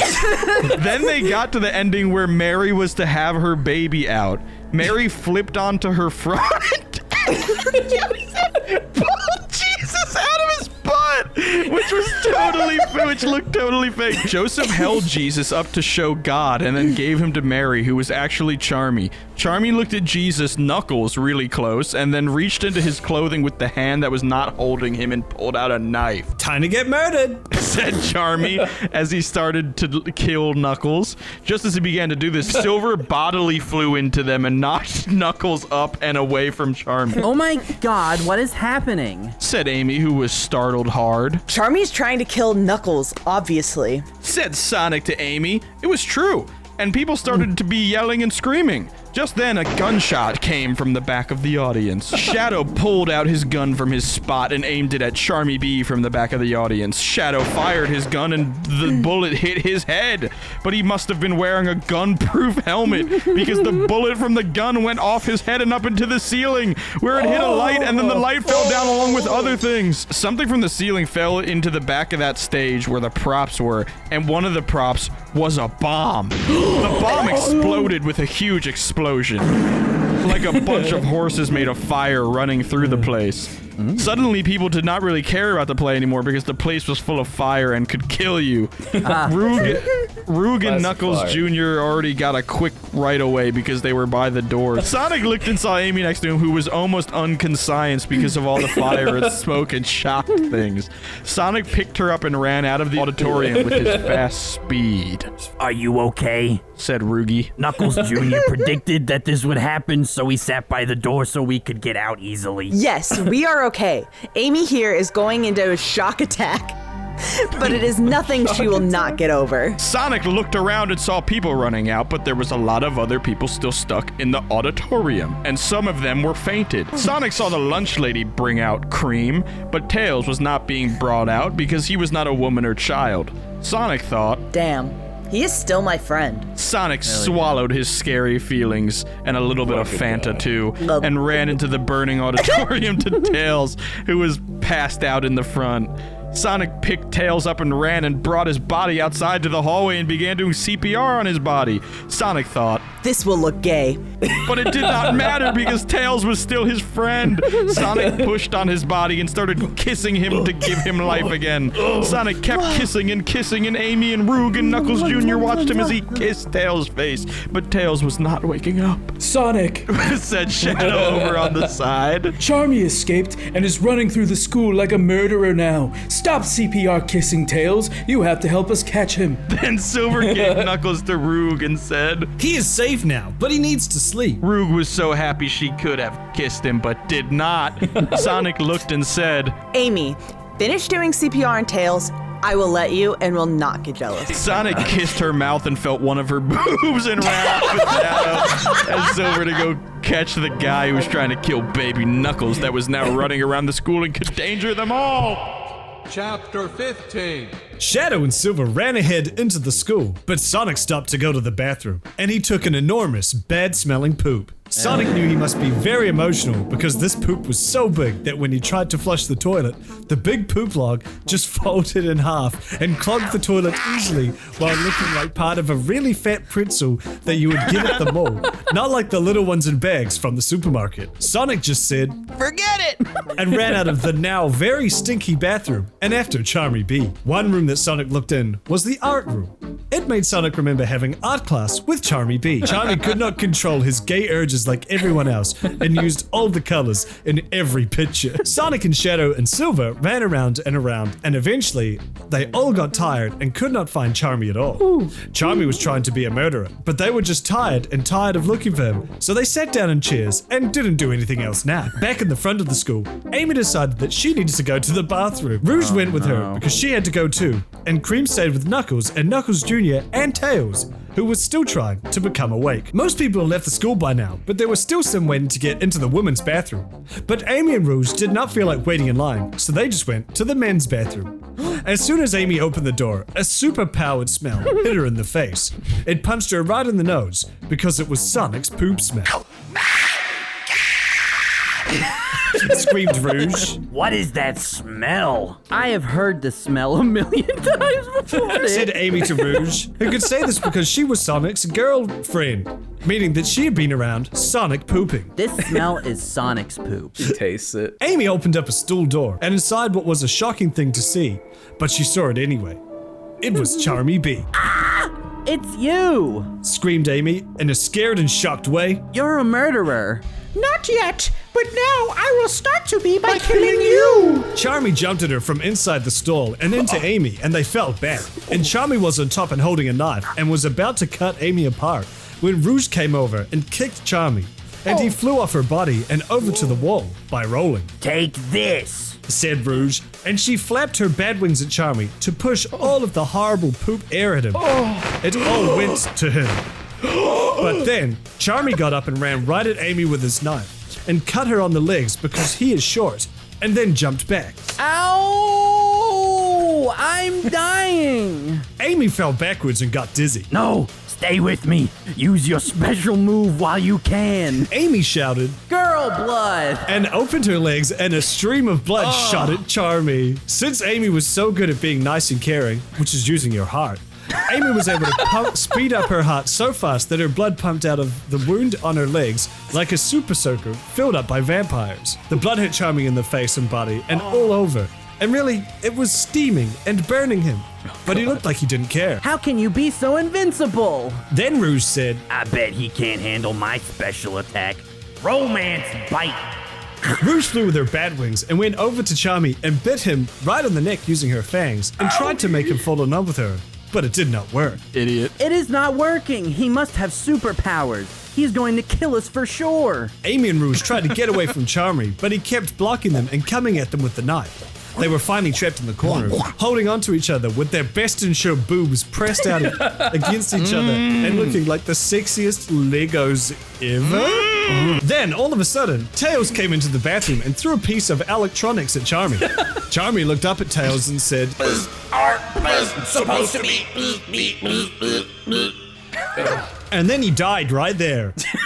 Tails went over to Amy and Rouge and definitely stopped for a second to check out their boobs without them knowing. But then stopped and said, You are safe now. That was not Charmy. It was a robot.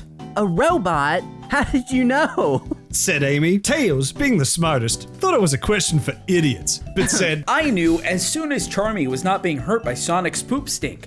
I was watching from the door. Normally, Charmy would have complained and passed out from smelling that, but he did not.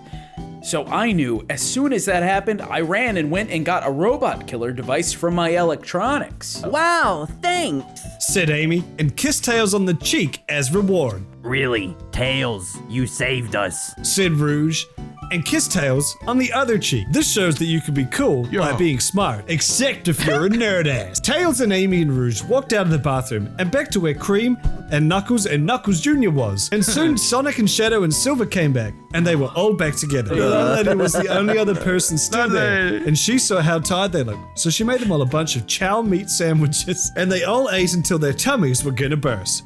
All the time while they were eating, though, Sonic thought, But then where is Charmy? And where is the guy who made the robot? And so many other things. High school drama is just so crazy to be a part of. Chapter 16. It was now a new day of school, and Sonic went to it. Sonic took a peek at the auditorium where the bomb had gone off last night, and it looked like they were fixing it, so that was good. Sonic went to his first class, and his second class, and all the classes until lunch, which is what he was at now. Sonic went to his lunch table and was about to say, Hey guys. But then he looked at his normal lunch table and he thought, What has happened? Tails was not here because he is being mad at Sonic. Knuckles was not there because he was now a baby and with Rouge. Espio was not here because he was at the hospital after fighting with Knuckles before he became a baby. And Charmy was not here because he was still in a disappearing mystery. The only people that were there were Shadow and Vector. Hey guys. What is going on with high school? It sure is crazy.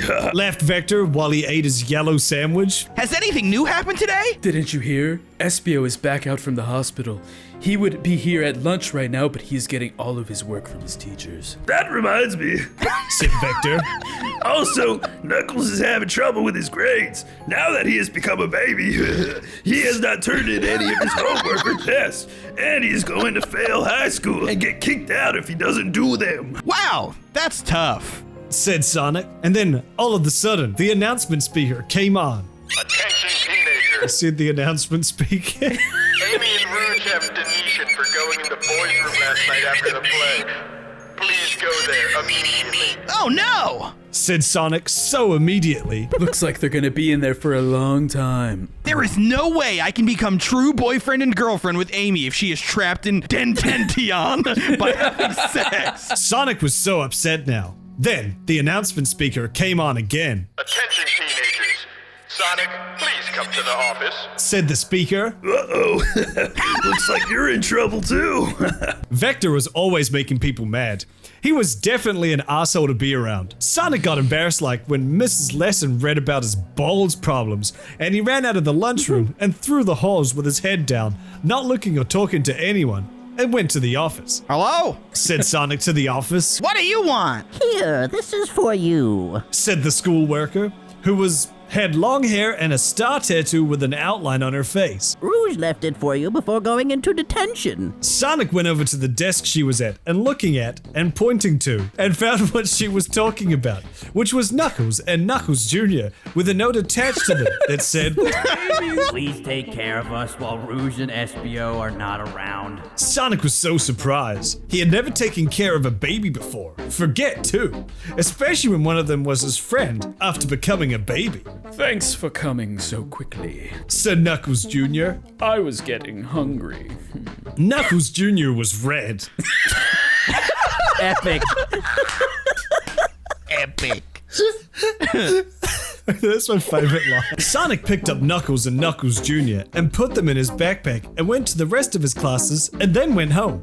Sonic got home and opened his backpack and took Knuckles and Knuckles Jr. out and put them on his bed. Welcome to my room. Don't check out the pornos on my desk if you don't want to see them. You are both only babies. Knuckles and Knuckles Jr. laughed and ate food that Sonic bought up for them after they laughed. Hey Sonic, you gotta help me out with my homework. It is very hard to write as a baby. So then Sonic helped Knuckles learn to write, and he finished doing his homework as a baby. Knuckles probably did a lot of things wrong, but Sonic did not care because homework was boring. Hell yeah. Then Sonic went to mow the lawn, which made his balls itch extra.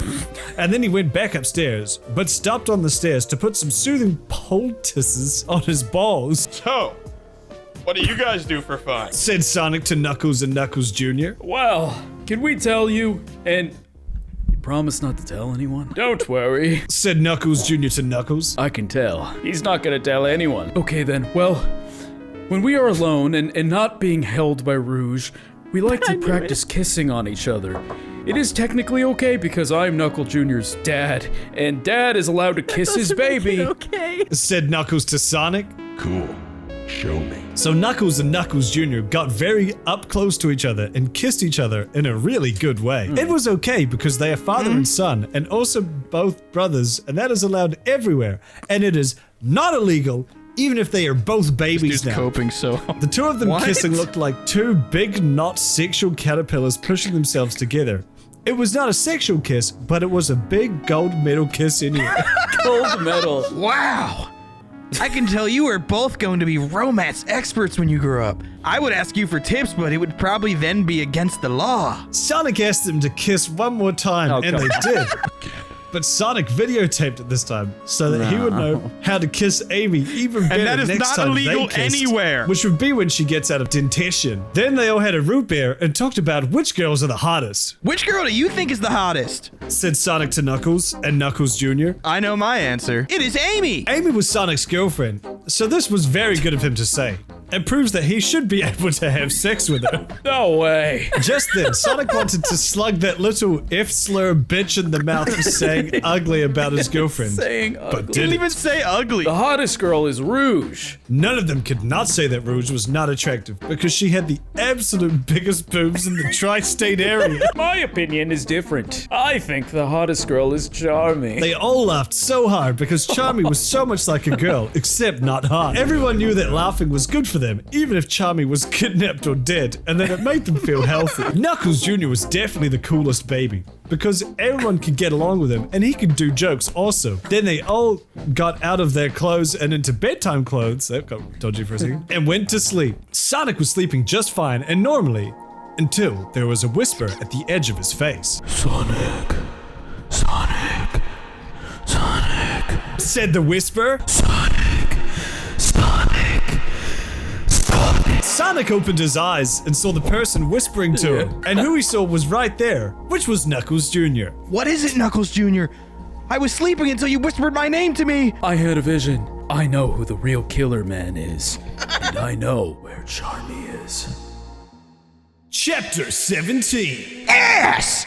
This window will not open, not even a little! Said Sonic as he tried pushing the window of his house where Charmy B was in Knuckles Jr.'s vision. It looks like you're having a hard time, weak pussy. Knuckles Jr. laughed because he was kidding, but Sonic did not think it was that funny and gave him a look that was like he just took the pickles off Sonic's hamburger that he specifically asked for pickles on. In addition, Sonic really liked pickles. We need help, but I do not want to bring someone else into this problem. Said Sonic to Knuckles Jr., thinking. Sonic thought about, who is strong? He thought of some people, like Knuckles, but then remembered that he is now a baby, and hence thus, not a strong guy. He also thought of Big the Cat, who was in some classes at school, but he did not want to talk to him because it was always weird. There was only one person that Sonic could think of. Come with me, Knuckles Jr. It was the middle of the night, and Sonic and Knuckles Jr. went up to the door of a different house. Said the doorbell when Sonic pressed it. Press it again. Said the doorbell again and again as Sonic pressed it. Sonic saw the lights flashing on and off inside the house every time he pressed it and laughed because it was so annoying and the person inside the house was probably just trying to sleep. But Sonic needed help, so too bad. Finally, the door opened and there was the lunch lady from high school, who was deaf. What is it, children? Said the lunch lady. Since she was deaf, when she talked, it sounded weird and kind of like Big the Cat. We think she is okay, but she is actually not, because she is deaf. So everything she says sounds totally wrong. It sounded more like, what is it, children? Big the Cat was actually okay, so it was different. We need your help. It is very important, said Sonic, and made a face like a beggar idiot to get her to say yes. I will help you. Please open this window, said Sonic to the lunch lady. The lunch lady walked over to the window and with just her pinky finger, she opened the window like it was a walking elephant picking up a piece of string because it was so easy. Wow, thank you, said Sonic and Knuckles at the same time in the middle of the night. No, it is not how you thank me, said the lunch lady. When the lunch lady lived in Bangladesh as a young woman, she learned about the ancient tradition of sex thanking, and she explained it all to Sonic. So you want me to give you sex with my mouth? Yes, because it's thanks to it's nice, lady, said the lunch lady, who was also really tall. Amy will forgive me for this, thought Sonic underneath his hair in his brain. She would know that I'm doing this for a good reason, and we have not even done sex yet. So she cannot be mad at me, and even if she is, I would let her give sex to the lunch lady too, and I would not get mad, but then we would be even. Sonic winked and gave her a thumbs up, and then the lunch lady pulled her dress down and sat down on a tree stump and opened her legs. Sonic looked at the lunch lady's vagina, and it looked like a sideways piece of lasagna in between two hot dogs walking down and away from it. Sonic thought her vagina was really attractive for a middle-aged lady and put his head closer to it. Sonic had never done mouth sex before, but he had read about it online and maybe looked at some pictures or videos really quick, but then closed them before he would get in trouble with Mom. Sonic tried to think about the videos to know what to do, but it turned out Sonic was quite the sex man. It all came naturally to him anyway. Sex Sonic opened his mouth and chewed on the lunch lady's vagina really hard, like Pac-Man running into the bottom of one of the ghosts non-stop.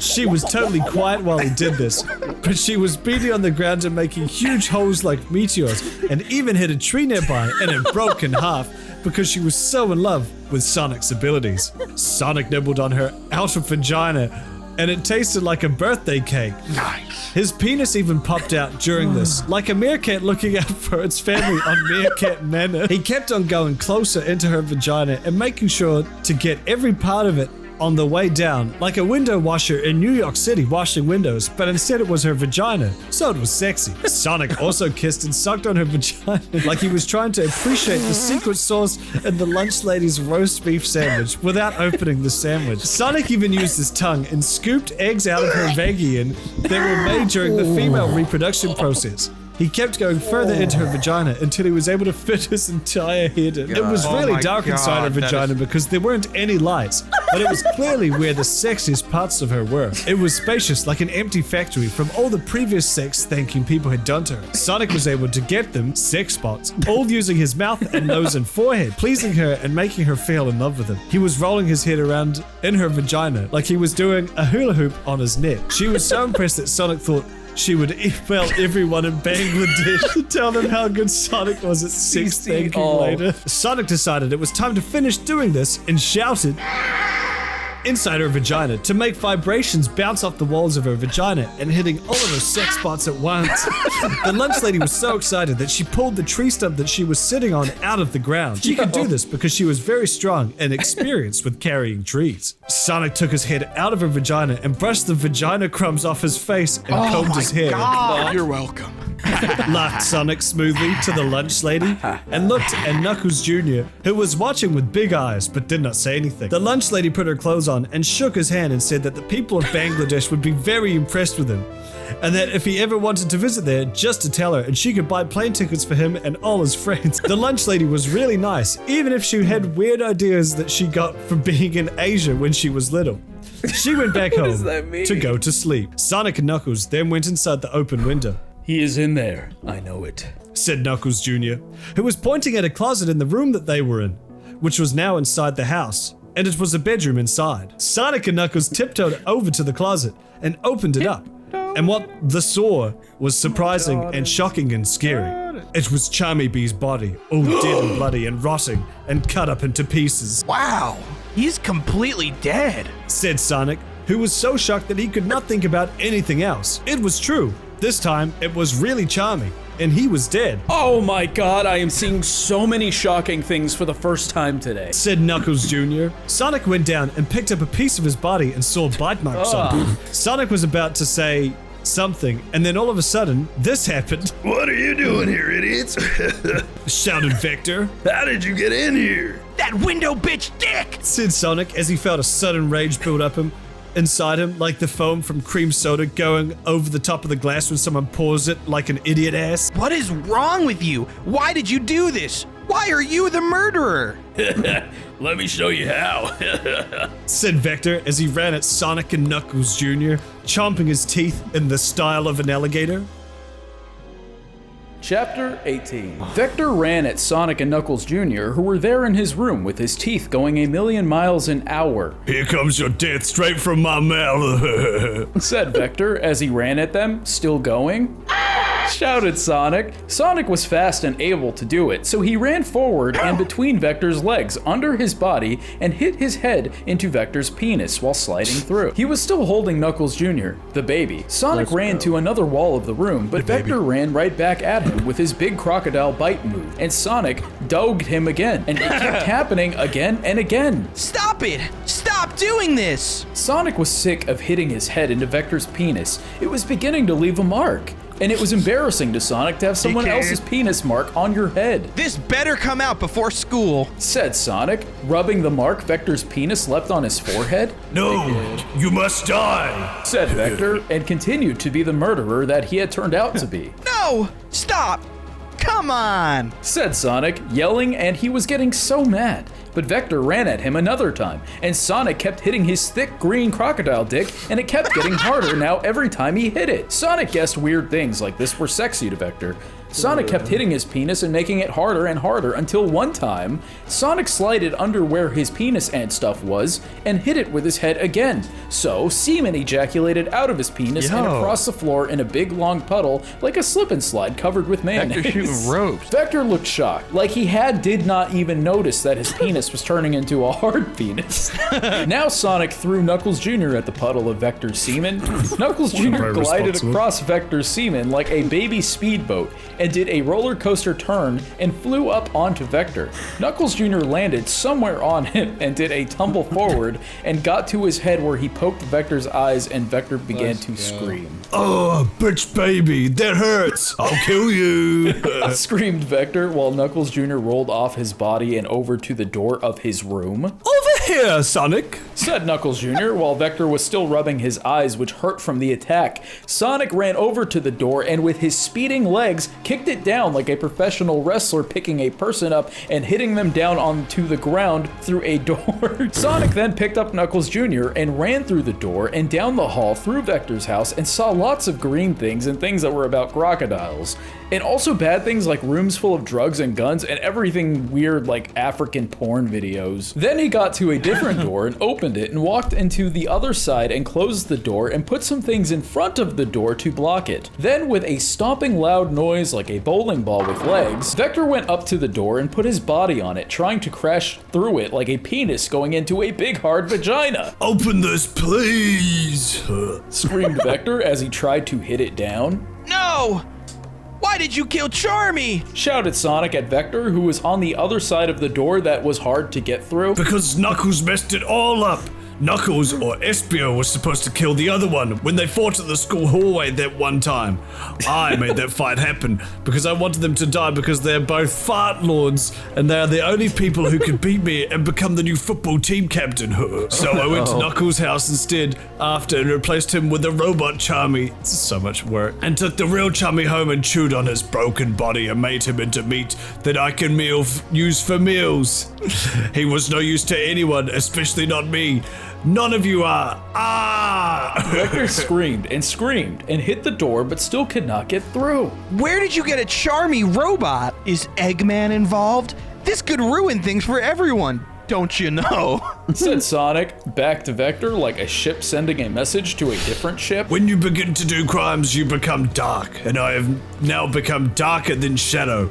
I have made friends with Al-Qaeda, and they made me a Charmy robot using Osama bin Laden technology. He was bulletproof and was going to kill first Knuckles and then Espio in the hospital, and then maybe the rest of you if I wanted. But you messed it up, shit idiot. Vector hit on the door so hard that it actually started to break. Let's get out of here. We can call police. Let's just try and get out of here safe, said Knuckles Jr. Then Sonic and Knuckles ran out of the house, but just when they were doing that, Vector broke through the door and jumped like an alligator at Sonic and Knuckles Jr. and hit them to the ground and landed on top of them. Now I will kill you. Just like I did to Charmy, said Vector and opened his mouth really big to bite their bodies. But then all of a sudden, something came from out of the sky and picked them up, and Vector was left there on the ground looking like a teen loser. We are in the air now. Tails was using his flying tails to fly and was holding Sonic, who was holding Knuckles Jr. They were like a helicopter. What? How did you know we were here? Said Sonic, who was so shocked to be in this situation. I looked at the Charmy robot and figured out it was from Al-Qaeda and broke into the government computer network system data and found out that Vector was friends with Al-Qaeda. Said Tails, the smart friend of Sonic. But I thought you were pissed at me. I am tired of being mad at you. We are the best of friends again. Cool. Now let's get Vector. By now, they were up above the clouds, which is very high. Fly down and I will kick his face off. Tails flew down fast, and Sonic held on to Knuckles Jr. really tightly. Sonic had his legs sticking out to kick and then went down faster than a shooting star being shot out of a gun down. They went down back to the floor where Vector was and kicked Vector's face. Vector's head almost spun around because they hit him so hard, but now he was on the ground, onto the ground. Tails, Do that one more time. Tails flew up and then Sonic revealed his balls. Even though he could see almost the whole country from up here, he did not care because this was more important. Sonic scratched his balls and held on to Knuckles Jr. while Tails flew down fast again. Sonic's balls dragged behind him in the sky, and then they went down to the bottom of the ground, and Sonic's diseased balls smacked right into Vector's face. No! Screamed Vector as Sonic's balls smacked into his mouth and nose and eyes like a plastic bag full of pudding. Vector looked into the sky and made an asshole face for the last time, and then he turned into stone and then turned into dust and was now dead. I can be glad for once that my balls are very poisonous, said Sonic as he looked at the pile of dust that was Vector before he died and did some squinting. He is dead and everyone is okay now. Thank goodness. That was too much excitement for one night. Look at the bright side. 2 of the worst F-slur-ass teenagers are in high school are dead. Yes, it is all fixed now. They took Charmy's body with them, but not Vector's, who was now a pile of dust, because they thought he did not deserve to be nice to. Then they went home to get ready for school tomorrow, and Sonic thought, there are still some more problems to deal with in high school. This is not over, especially not for me. Chapter 19. It was now a new day of school, and Sonic went right to school. Sonic had Knuckles and Knuckles Jr. in his backpack since he still had them after explaining what happened to Knuckles yesterday. Sonic scratched his balls along the way, and they were only getting worse. You look like spoiled meat, said Sonic to his balls. Sonic got to school, and the first thing he did was bring Charmy's head to the theater club, because that was Charmy's favorite thing, and Sonic thought Charmy would like it if they used his face for a mask for the next play now that he is dead. Then Sonic took the rest of Charmy's body and put it outside in a trash can so nobody would look and try to find it and it could be safe and alone. Sonic went to his first class and his second class and even his third class in Else and went to lunch, where there were his friends. Hey guys! Hey Sonic, I'm back from the hospital. Where's Charmy and Vector? Well, they are dead. Vector killed Charmy and we key-eyed Vector, so they are now both dead. Vector was a bad guy, so we will not be in trouble. Yeah, they will not come back to lunch anymore. I rescued Sonic and Knuckles Jr. Oh, that's right. Where are Knuckles, my baby with Rouge, and Knuckles Jr.? Said Espio to Sonic and Tails. They are right here. Here you go, said Sonic, and Sonic gave the 2 babies to Espio. What a relief. Sonic was tired of having to take care of babies that were not even his. It is good that Sonic has the best morals of all Hughes school students, because any other person pretty much would not have taken good care of them. Hey, ass butthole. It is my job to do crimes. Then Shadow laughed and high-fived Sonic for doing a good job. Sonic was the best. Please explain to Silver what happened. Okay, I will explain it to him. I wish he was in the same lunch period as us, but he is not. Said Shadow in an explaining way. I would not high-five a Sonic. His balls are full of poison and is easily catchable. Tails! Yeah, so it's true. You really do have a bull problem. Said Espio. Yeah, that's okay, Sonic. Other people have problems and your balls are just like theirs. Okay, but this is different and bad and getting only more worse. Whatever. It is almost summer, and that means high school is ending soon. Yeah, said everyone at the same time because it was easier to. Then everyone went to different classes. Tails went to his smart class that he was in with Cream, but Cream was standing outside of the class where Tails went to. Cream, you are standing outside the class. Why? Said Tails to Cream. Didn't you hear? Charmy is dead and it relaxes me so much because now I do not have to break up with him. We can become a true boyfriend and girlfriend now. Said Cream to Tails in the hallway outside. But we have a class now. Forget class, smarto. Said Cream shoutingly. Cream pulled on Tails' hand until his whole body moved and brought him into a closet in the school. Yay. It was big enough inside for sex is what Tails noticed. Cream locked the door and took off all of her clothing. Tails was so shocked, but he looked at her sexy body and it looked like a beautiful naked man with a vagina. Cream took out her vagini and showed it to Tails and he went nuts. His penis got hard as a printer because her vagina looked like a cold cut bladder. Wow. Wow! Cool vagina! Shouted Tails, losing his cool way because he was nervous and excited to miss class and have sex with Cream for the first time. Tails took out all of his penis and balls, which were already ready, and he jumped right into her invitation-only parts. Tails jumped up and down with his penis inside her, cheering like a boy teen and shaking his fist in the air like the Rocky movies. And Cream was happy because she was not a love expert too. Tails' penis kept getting bigger, and Cream's vagina was already pretty much full of his penis. Make more room. We've got the company. Screamed Tails, and then he was able to stick his balls in too under his penis. He stuck them in the ass. Tails fit so much genitals into Cream that it looked like there was an upside-down couch sofa in her vagina. Tails shook around like a crazy, and Cream was slapping her hands and ears into the doors and cleaning supplies in the closet. Cream then was now trying to make him even more sex-powered by pulling on her boobs far enough out to touch his face like two big melty gummy bears on their body. Eat from these! Screamed Cream, and her voice was breaking like a talking toy that had one of its batteries halfway out, and my brother spilled juice on it so it didn't work right anymore. Tails sucked on her boobies while his penis was still in her, and got all of the stuff out like he was eating yogurt only with his mouth, and it supercharged him with sex.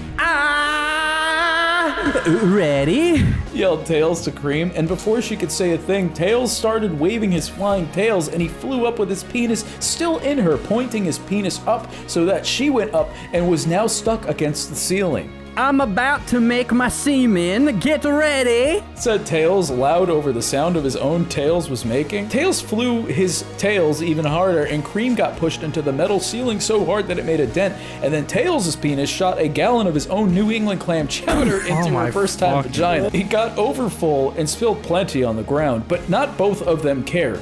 Tails slowed down his tail's speed, and his penis got smaller, and so did her vagina, and they were both out of breath. We are now true boyfriend and girlfriend now, said Cream, and hugged Tails. Tails was so happy and shocked that he became true boyfriend and girlfriend before Sonic did with Amy. Cream put her clothing back on and left Tails put his on too. Then he looked at his penis and saw a golden ring on it. What is this? What is this doing here? A big gold ring, said Tails, and he took off the bracelet off his penis. Why was this in Cream's vagina? He thought about it, and because he was smart, remembered where he saw this thing. At the end of school, Tails ran to Sonic privately and said, Sonic, look! What's that?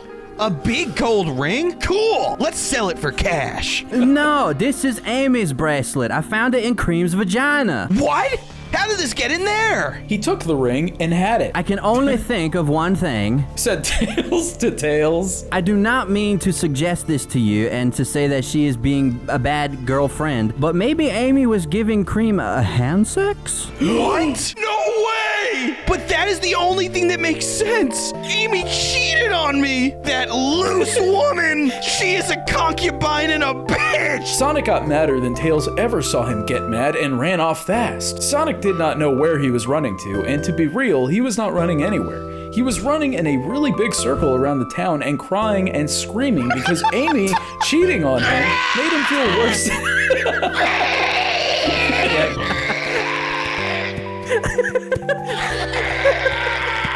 He was running in a really big circle around the town and crying and screaming because Amy cheating on him made him feel worse than anything. Sonic ran around for hours until all of his feelings were out, and he was tired from running and being sad and mad and feelings that are hard to say what they are. He stopped and said, There is only one thing that can make this situation better. I have to go tell Amy that I know. Maybe she will say she is sorry. Sonic went back to the high school and over to the detention room. The security guard was standing outside, but Sonic used his sonic speed to run over to him and punch him so hard in the throat that it closed up for a while and he became unconscious. Sonic took a key from off his keys thing and opened the door to the detention room and saw Amy and Rouge in the corner. Amy and Rouge were both sleeping and they looked really skinny and hungry. It made their boobs look bigger, but they also looked steps from death. They had been in detention for days now and they had not eaten or drinking at all. Sonic looked at Amy and felt bad for her. It would be so easy to have sex, said Sonic behind his face, in his head, not out loud. We could become true boyfriend and girlfriend, and I could pretend like none of this did happen. Sonic thought about it a little bit and even gave his chubby blue penis a toss back and forth like a baseball in his sock. But no, we would not really be true, not when she cheated on me. Sonic got ready to wake up Amy and show her her bracelet. Chapter 20. Author's note. Stop flaming. I am so happy because it is now summer now. Woohoo! I am done with school for this year, but here I come, 8th grade. Also, I will be away on vacation next week, so I will not be able to write another chapter until after I am back from being on the vacation. Sorry. Wake up! Said Sonic to Amy as he kicked her a little on the ground where she was lying looking like a dead woman, but she was not actually dead. Wake up! Amy opened her eyes and blinked and rubbed her eyes, and then she sat up a little. Sonic? She said in a voice like a person who was living poorly. Is that you? Amy looked so old and dead from being in detention, it looked like she did not eat or drink at all in a week. Yes, it is. Now listen, said Sonic angrily to Amy, who was still on the ground looking up while looking dying. Do you know where I found this? Sonic held out Amy's big gold bracelet from her hand that she was not wearing. So it must have been hers. What? That is mine. Where did you find that? Amy coughed and sounded like diseased African kids. Wow, idiot. I just asked you that, said Sonic to Amy in an angry and annoyed way. So are you gonna tell me where this bracelet was? I don't know, said Amy to Sonic with a crackly sounding voice. It was up in Creep's vagina! That is where! Why was your jewelry in another girl's vagina? I said Amy, trying to say what she wanted to in a response to Sonic. Say you are sorry to me. Oh, Sonic, said Amy in a slow dying way like that. Fuck you! If you're not gonna say you're sorry for cheating with me on another girl's vagina, then we are done! Shouted Sonic with all of his rage running out of his mouth like a train full of swords. Sonic did not even notice he was crying, which was out of his eyes. Sonic, don't, said Amy like a weakling. But before she could say the rest of her words, Sonic ran out of the detention room and shut the door behind him, so they were still in there, and he did not rescue them. Sonic ran fast as he could to his home and slammed the door behind him and screamed into his bed and cried and punched things and was just so emotional. Sonic could not take all of this pain from being betrayed by his girlfriend, the person he was one day going to go and get married to and have children with and live in a house with and be together. Sonic knew it was not fair that this would happen and that he also had the deadliest disease in the world and would end up dying before everyone else. He cut his wrists a little, but did not do it too much because it was so dangerous, like they said at the presentation. Sonic cried so hard that he fell asleep, and then he woke up a little while later and looked in the mirror at himself. He did not want to see him anymore because that was all about him being ruined by other people, even when he was the nicest to everyone. Sonic reached into his drawers and pulled out a black hair dye. Sonic filled up the bathtub with this dye and it looked like a portal to Evil World, and then took a bath in it. And when he came out, all of his fur was black. There was no blue on him anymore, anywhere. He looked like Shadow, but only similar. Sonic looked into the mirror again, now that he was not blue anymore. He did not say anything, but only looked at himself and looked angry, but not at himself, but at everyone else. Then, Sonic next jumped out of his bedroom window instead of going around, down, and using the front door. It was bad, like something Shadow would do. Sonic ran away to the tattoo store and looked at their tattoos. They were all gay. He did not see one that he wanted. But then he went to the tattoo man and threatened him until he let him into the secret back room of tattoos for free. There were a lot of cool bad tattoos back in the back room, like ones with guns and cigarettes and motorcycles and middle fingers, and some with also curse words on them. But Sonic knew which one he wanted finally when he saw it. Sonic got "fuck girls" tattooed right across his chest because he was sick of being ruined by girls like Amy and Cream who let Amy into her vagina, so it was the fault of her too. Sonic ran back home and waited for the next day, kicking and punching things like the whole time like a badass. It was now the next day of high school, and new black Sonic went to school looking like an angry black man instead of a nice blue man like he was every other day. This was a new Sonic, and everyone better watch out because he is sick of the world. Shadow was walking in the hallway and he saw Sonic. Hey Sonic, what is up with your new black fur? Don't talk to me, said Sonic in a voice darker than Shadow. When he was committing crimes, he sounded so angry. What, you trying to copy off me now? Shadow laughed and smiled, saying this to Sonic. Sonic gave him one look, and almost like being black gave him powers. Sonic punched Shadow right in the mouth on his face, and Shadow went flying across the room and hit the wall and was all bloody. Sonic kept walking like nothing happened at all, but other people were looking and were now becoming scared of the new Black Sonic. Sonic went to all of his classes, but did not talk to anyone, even Miss Lesson, but other teachers looked afraid of Sonic because he was now scary. Sonic did do some things though, like shove a teenage idiot in his locker and then punch a student who had autism for laughing at him. Sonic did not go to lunch though. He just went outside where no one was and masturbated on his penis and thought about his angry feelings, which were like giant bees flying around on fire. Then Tails came outside. Sonic, I was looking for you and I found you. Why are you not at lunch? Why? Leave me alone. Are you mad? I said, leave me. Shouted Sonic to Tails, and then he threw a rock at him. The rock missed Tails, and Tails went over to Sonic. No, Sonic, you are my best friend. Tell me what is wrong. Why are you black? Sonic looked mad and frustrated, but let off a little and opened up to Tails like a book opening. Fine.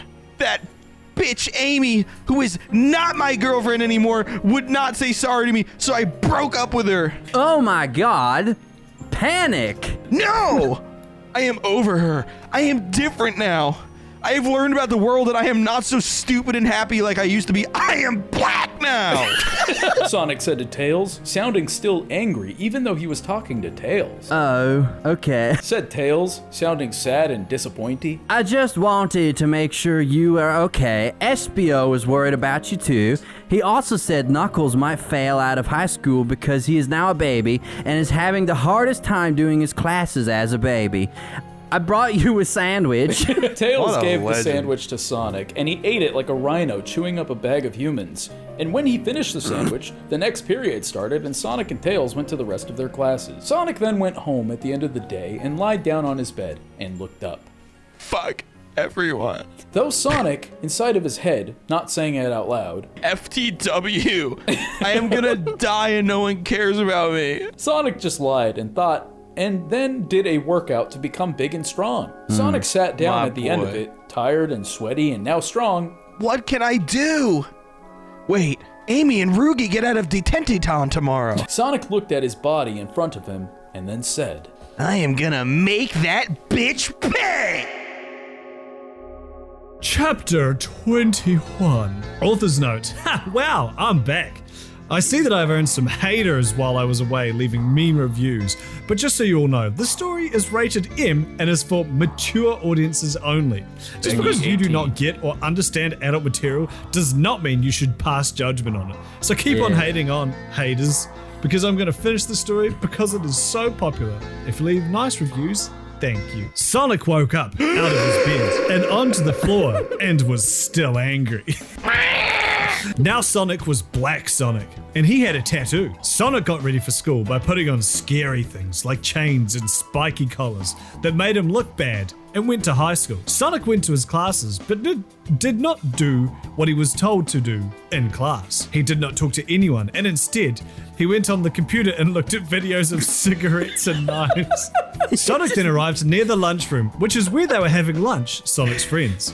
Sonic just looked in from outside, while Sonic's everyone was friends inside and no one was outside. But Sonic, like an alive snowman that looks in your window on Christmas. Sonic saw Amy and Rouge looking still skinny, but now eating food in such a happy way. Sonic could hear them talking. Wow, I am so glad we are out of detention, said Amy to Rouge. Yes, thanks to Silver, we have been escaped from detention, said Rouge to Amy. It looked like Silver did the hero thing to do and saved Amy and Rouge from detention, and now they were out. Sonic was not happy about it though, being black. Haggard bitches, said Sonic to the window next to the door that he was looking through into the lunchroom from outside. Sonic saw Tails and Espio and all the other people go over to Amy and Rouge, laughing and smiling that he hung out with before he turned black.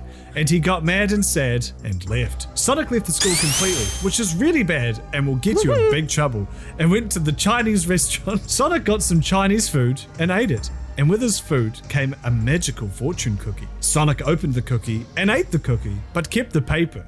And it said, You will not have any friends if you're black. Sonic thought about what it said and wondered what it could mean and what it could mean for him, because it was so mysterious, always reading these cookies and their messages. After Sonic went back to school and missed one of his classes but went to the next one. But on the way into high school, the Hall Man tried to stop Sonic, but Sonic punched him right in the face so hard that he almost died and got past him. Sonic finished his school day and then went home and punched things, leaving holes in everything that showed he was stronger than everyone now. Sonic also looked at porn that was not like he usually did, now with things like Africans and dragons.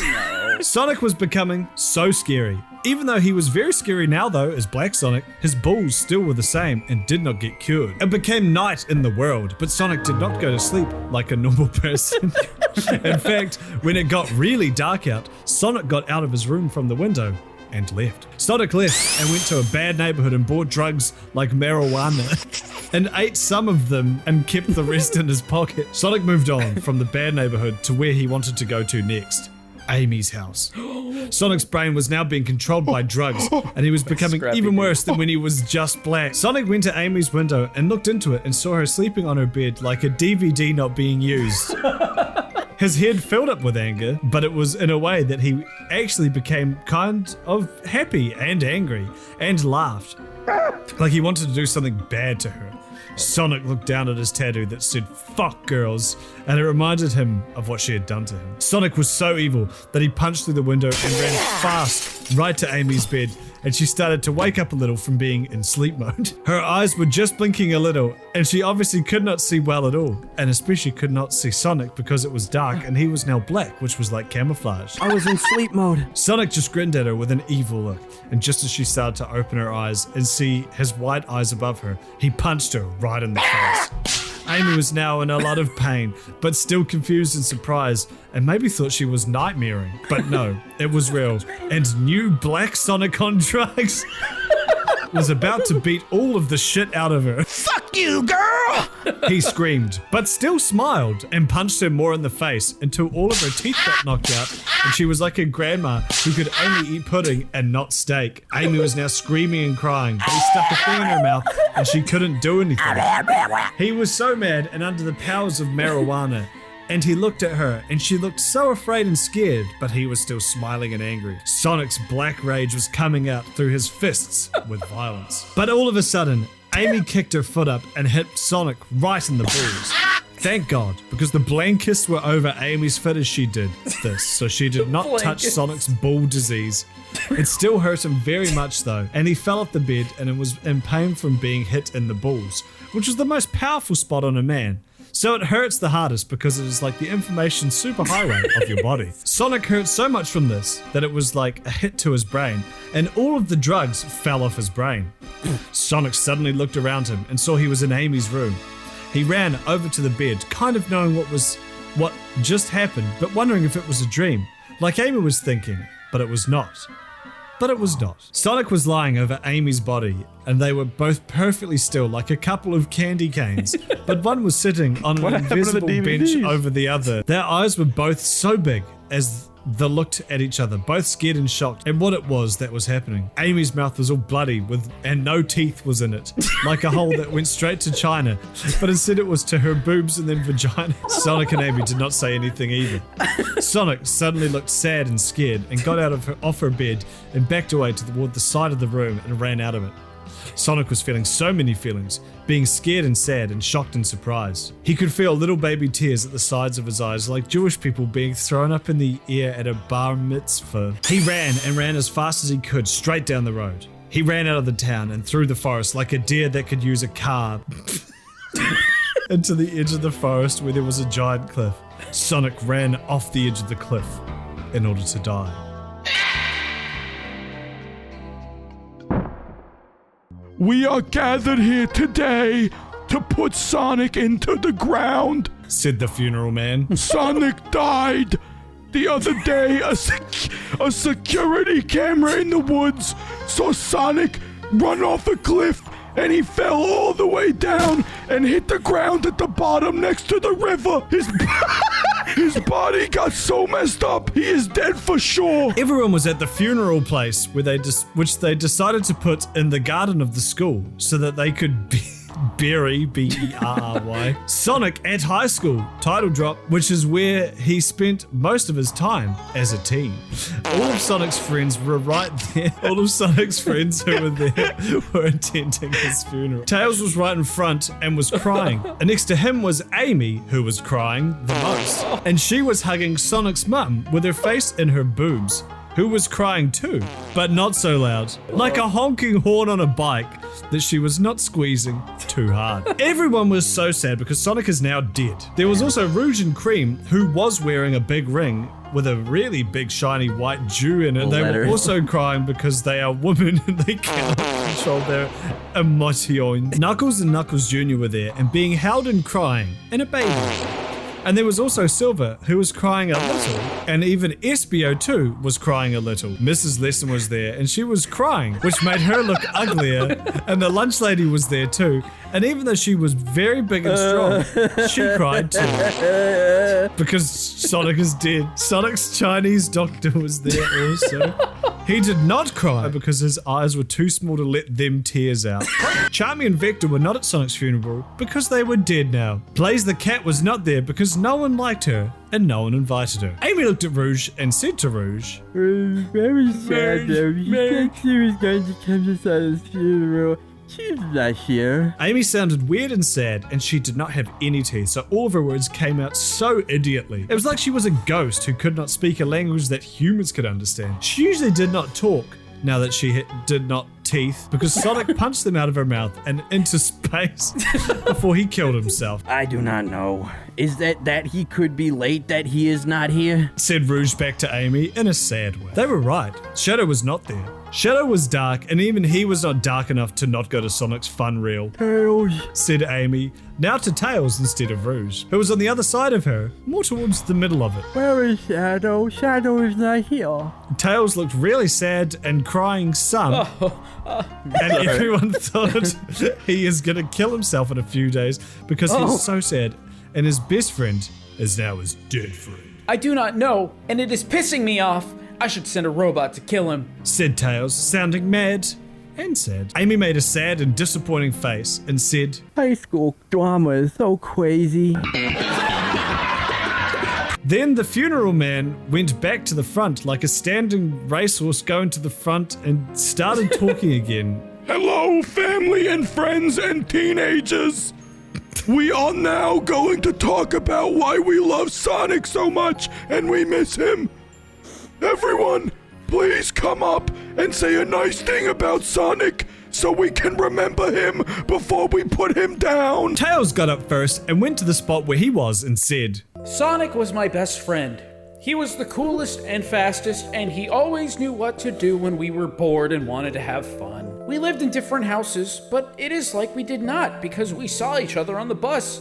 I miss Sonic. Tails started to cry more, and everyone thought that was sad, and Tails went back. Then Amy and Sonic's mum both did not go because they were both crying too much, and Amy was embarrassed of her no teeth at all. Then got up Rouge, who was holding Knuckles and Knuckles Jr. like a sexy pelican carrying 2 watermelons in its mouth. I am going to miss Sonic so much. He was such a cool and nice guy with the best morals, and everyone knew his penis was bigger than everyone else's. Rouge was so sex thinking, but it was okay, because it is all about saying good things about the dead person at a funeral, and everyone nodded anyway, because it was. Knuckles said, I am a baby now, but I have always been Sonic's friend. I miss him and want to thank care of him for taking care of me as a baby and helping me with my schoolwork as a baby now. And then Knuckles Jr. said, I only knew Sonic for a few weeks, but he is the coolest guy I have ever known. He was so fast and smart and good at everything. I wish he didn't kill himself. Then Espio went and said some more sad things, and so did Cream and Silver and the rest of everyone, like a conga line of being sad. The lunch lady said that she will always miss Sonic and that he was a nice boy and that she wanted to take him and his friends to see Asia. And Sonic's doctor said that it might not be so bad that Sonic died, because now his bull disease has been naturalized. By the time that everyone was done saying things about Sonic, they were all so tired from crying and hungry that they needed to stop and have some food. They had caramel because Sonic really liked it after that time he had it on vacation, and they had soda because it always made them smile. Soda makes bubbles, and it is cool because how do they do it? But still, even after they did all this, Shadow was not here, and some people thought that was rude, and Tails was about to find him and cut his homo throat. Shadow is still not here, said Tails, just out loud to everyone, and not really anyone. What the heck? Okay, stop eating. We are gonna put Sonic into the ground forever. Everyone started to yelp and cry. Yup. Because that meant Sonic would never come back, because you would get so tired digging him up that you would quit even if he was alive. Everyone went back to the sitting zone and sat in chairs, and the funeral man and his dead person workers picked up the coffin like it was only a cotton candy suitcase and lifted it over the big hole in the ground they made for Sonic. Okay, here he goes, said the funeral man, and they dropped the coffin into the hole and it made a loud sound. No, wait, said a voice from the back, and would you guess it? It was Shadow, who was now here at the funeral. Finally here after it was almost done. And then he said, I have to say something about my friend before you cover him up with the dirt. Shadow walked up to the front and Tails reached out, punched him right in the balls as he was walking by, and it put Shadow's balls out of business. Don't be late. Why are you late? This is so mean to Sonic and everyone, said Tails screamingly. Shadow was going backwards in pain because his balls felt like 2 apples getting eaten by birds. Ugh. Ow, I'm sorry. Listen, I have a reason. Just listen, said Shadow back in pain to Tails. Shadow finished being in super ball pain, 64, and went to the speaking area and said, listen, everyone. Sonic, who died, has always been my friend. The dead one. I may be a dark guy, and I may disagree with Sonic sometimes, but he is always my friend, and I miss him so much, even though it has only been a few days since he jumped off the big cliff and messed up his body to death. But I have something I think everyone will all like. Shadow took out a bag that looked glowing from it. I spent my whole life collecting the Ultra Chaos Emeralds, and these are them. What they do is grant you one wish when you use them, and then you have to go hide them before you die, and after 100 years, someone else can find them and use them. Well, it is time that they are used once again. Shadow held the bag of them up in the air and said, I'm making fucking mac and cheese. Ultra Chaos Emeralds. I call up the gods and use you to bring the powers down and give them to me to grant my wish.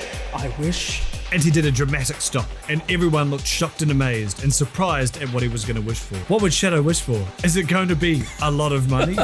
Shadow raised his face up. I wish to bring Sonic back to healthy life. The bag glowed really hard, and everyone was making a big deal and talking and going around. Ooh. The funeral man and his people got up Sonic's coffin out of the hole and put it back in front of everyone. The funeral man used his tool to open the coffin, and there was Sonic. He talked to him, shook him, and checked for a heartbeat. But no, fairy tales are not real, and Sonic is dead. Chapter 23. Wow, I feel like such an idiot, said Shadow inside of him to himself, not speaking out loud. I thought I could revive Sonic from being dead, but I could not. And then everyone yelled at Shadow and throwed their shoes at him for being an ass. Now Sonic is way down in the ground George and dead, Bush. so he has to keep going and figure out the rest of high school. Shadow went home by walking, because taking Omega would have just made it too much longer to get to Sonic's funeral, so he went by walking. Shadow walked home, and now he was there safety, without getting hit by any cars at all. Shadow went up into his house, and then his bedroom, and it was all a black and red place, like a volcano inside. It looked dark and cool, but not scary like a haunted house, which is scary and it has ghosts. Shadow grabbed his sack and looked at his jewels, and then he put them on the bed. Shadow looked at them. The Ultra Chaos Emeralds. Wow, they are so pretty and big. But why did they not work? Said Shadow. Shadow looked at them more, further, and then he screamed because something was shocking to him. He knew what was wrong with the crystals, and what it was that one of them was missing. Shit! Where's the last crystal? I cannot find it. It is not here. Where did it go? Shadow was screaming and going positively nuts about it all. Shadow felt like a mother kangaroo who lost her baby after it left her front pocket behind at the jungle, where there were dangerous things that would eat it. Shadow was so pissed because this did not happen, even though he lost it. I have to find it, screamed Shadow like a Oprah singer seeing a ghost. Shadow quick went to Omega, the name of Shadow's car, and got in it and touched him to make the map appear. Omega, set your trackers to find the last Chaos Emerald, because it is lost. Omega made all kinds of beeping and computer noises, sounding like a bag of technology. Beep, beep, boop. Here it is. Said Omega to Shadow, sitting in him in the driver's seat. And on Omega's map screen came a red dot that said the last Ultra Chaos Emerald was there. It was not in the cityscape like before. Now it was much closer. So Shadow drove so fast. Wow, it is a house. Does this mean someone stole the Ultra Chaos Emerald and put it in their house? Is this true? Shadow got out of his car and went to the side of the house. It was only a little dark outside because it was not late enough or at night to be the darkest possible. So Shadow went to the window and looked inside. It looked normal, not like a crazy place. Shadow climbed up the side of the house to a window that looked like it was where the dot was coming from, and Shadow opened the window and broke inside. Ow! Said Shadow as he got in, hurting his foot a little. Screamed the person who was there in the room that Shadow broke into. Cream! Screamed Shadow at Cream. Who was it? Shadow, what are you doing here? Should not you be making a big fool out of yourself at the circus like you were trying to do at Sonic's funeral? There was so much disrespect coming from you. Cream stomped her feet and made a pissed face at him. No, Cream. You do not see, said Shadow, thinking but like an idiot. So he came out in saying, a bunch, sounding not correct. What? What do you want? If it's nothing, please leave my home before I call the police, said Cream to Shadow. I am here to seduce you, said Shadow, finally deciding upon a thing. Shadow took out his big, black, cool penis. It was smoking at the end like he was just finished and getting ready for a big sex opportunity. Oh my god! Shadow! What? Shadow felt a little nervous but did not let it show on his face or his torrid genitals. Yes, Cream. I want to pay for all of your children to go to school. But first, we have to make some children, and I'm going to do that right in your vagina, okay? Cream looked a little hesitant at first, but then said, You know, I accept this. I know I am true boyfriend and girlfriend with Tails, but I feel bad for you when he kicked you at the funeral, and I want to make you feel better, said Cream, putting on a wink with her eyes. Cream took off her clothes and then fell out 2 boobs and a vagina. Wow, you look so sexy, said Shadow, pretending to think she is the hottest. Shadow took his penis and planted it right into her mouth. First, we will do this. Shadow put his penis into Cream's mouth and put it in and out, and tried to see how far he could stick it in. Shadow's penis was so big it looked pregnant, and it looked like an anaconda having lunch at Subway. Shadow got so far he almost filled up her lungs, and she was coughing. Ellen was holding onto her vagina. Who's Ellen? Ellen was holding onto her vagina for dear life because it was so sexy. To her, it felt like she was trying to eat too many pixie sticks. To Shadow, it was like he was trying to sharpen a pencil. Shadow's penis was really big around, like an air conditioning vent in just a building. It was hard for Cream to get a word in edgewise, but when she did, it was when Shadow took his penis out for only a tiny moment in geologic time, and she screamed, So, I am drowning in the power of your penis. I am so in love. And then Shadow stuck his ridiculous penis back in her mouth and she would be a prisoner with handcuffs on her throat. You embarrass me, said Shadow, smiling. Then Shadow took his penis out and picked Cream up. Let me charge up for a super ejaculation. Shadow laid Cream down on the ground and took his penis with him, which was already huge and shaking with sex energy, and found Cream's piggy bank, which was full of coins and dollars and things to save up for money, so she could buy what she wanted when she had enough inside of it. Shadow took it and using his muscular penis smashed a hole right through the piggy bank, so now it was sitting on the top of his penis like a hat. Shadow's penis looked like it belonged in a fashion show. Oh, what are you doing? Said Cream, who was so confused but sounded so happy from doing sex still that she was smiling and laughing. Shadow lifted her head up so she could see her big heavy piggy bank on his penis, but not weakening because his penis was so strong. I'm doing this for good, Cream. Sorry. Then Shadow swung his penis at her head on the side like a hammer and hit the piggy bank into her head and knocked her unconscious. Now it is time for what I really came for. Shadow did not even bother putting his penis back where he found it, and instead went to work looking for the Ultra Chaos Emerald. He looked through all of her things and even behind pictures and posters. Cream had a lot of posters on her walls of things teenage women like, such as the famous boy band One Sonic Direction, and famous television shows like Gossip Sonic, and Pretty Little Sonic, and I Sonic, and famous books like Sonic, Twilight, and 50 Shades of Sonic. Shadow looked through all of these things and even in her lip gloss and purse full of teen girl blood diapers and could not find it. Then he got to her jewelry cabinet and opened it, and there he saw the big ring with the big jewel that Cream was wearing at Sonic's funeral, and it was actually the Ultra Chaos. Yes, I found it. How did this get here? Shouted Shadow, picking up the ring and taking the Ultra Chaos Emerald out of the ring and into his hand. Then when Shadow was standing there with Cream unconscious on the floor and filled with nudity, and his fat penis hanging down from his body like a dog going down the stairs, and a big shiny crystal in his hand, Tails flew into the window and thusly the room. Tails heartily even looked at the situation and said, "It is okay. I know exactly what is going on." Chapter 24. Tails was sitting in the back of the car where Amy was still sitting in the front seat where you do not drive it. And Sonic's mom was sitting on the front seat on the left where you do drive it. The car was a SUV. They were all dressed in nice clothes because they were driving back to Sonic's house from Sonic's funeral. Tails looked like a secret agent because he was wearing a suit. But he must have been the saddest secret agent ever. I am so sad, said Amy in a crying way, sounding like the complete collection of teen idiot quotes because she did not have teeth. I know you are, and so am I. Tails, are you sad? Said Sonic's mom to Tails. Yes, I am sad. It is really difficult and sad when somebody dies, especially now that it's Sonic. Said Sonic's mom, not crying, but sounding really sad. I know, it's like, said Amy, trying not to cry about how Sonic is dead and she is sad. I just want everything to go away. Amy started to cry again. Because she is just so emotionally weak like a goddamn child. I understand why you are sad, Amy, but I have to tell you two something. Please do not kill yourselves, okay? Being a teen is the hardest thing in the world.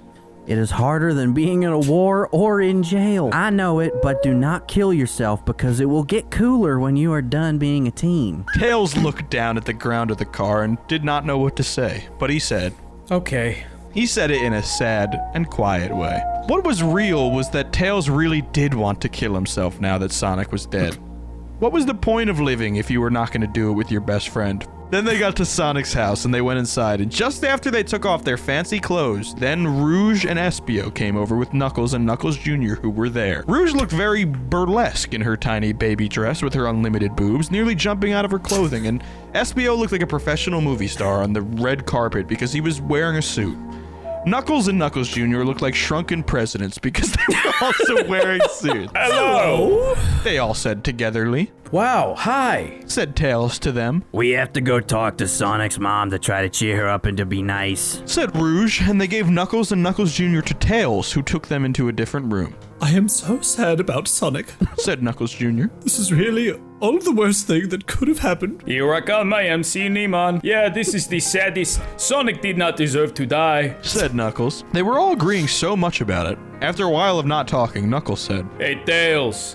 The end of school is tomorrow, and I have my last ending test that decides if I move on to the next grade or if I lose and have to go back to start of high school." Tails looked at Knuckles in a deep way and said, "Wow, that is a lot of pressure. What do you have to do?"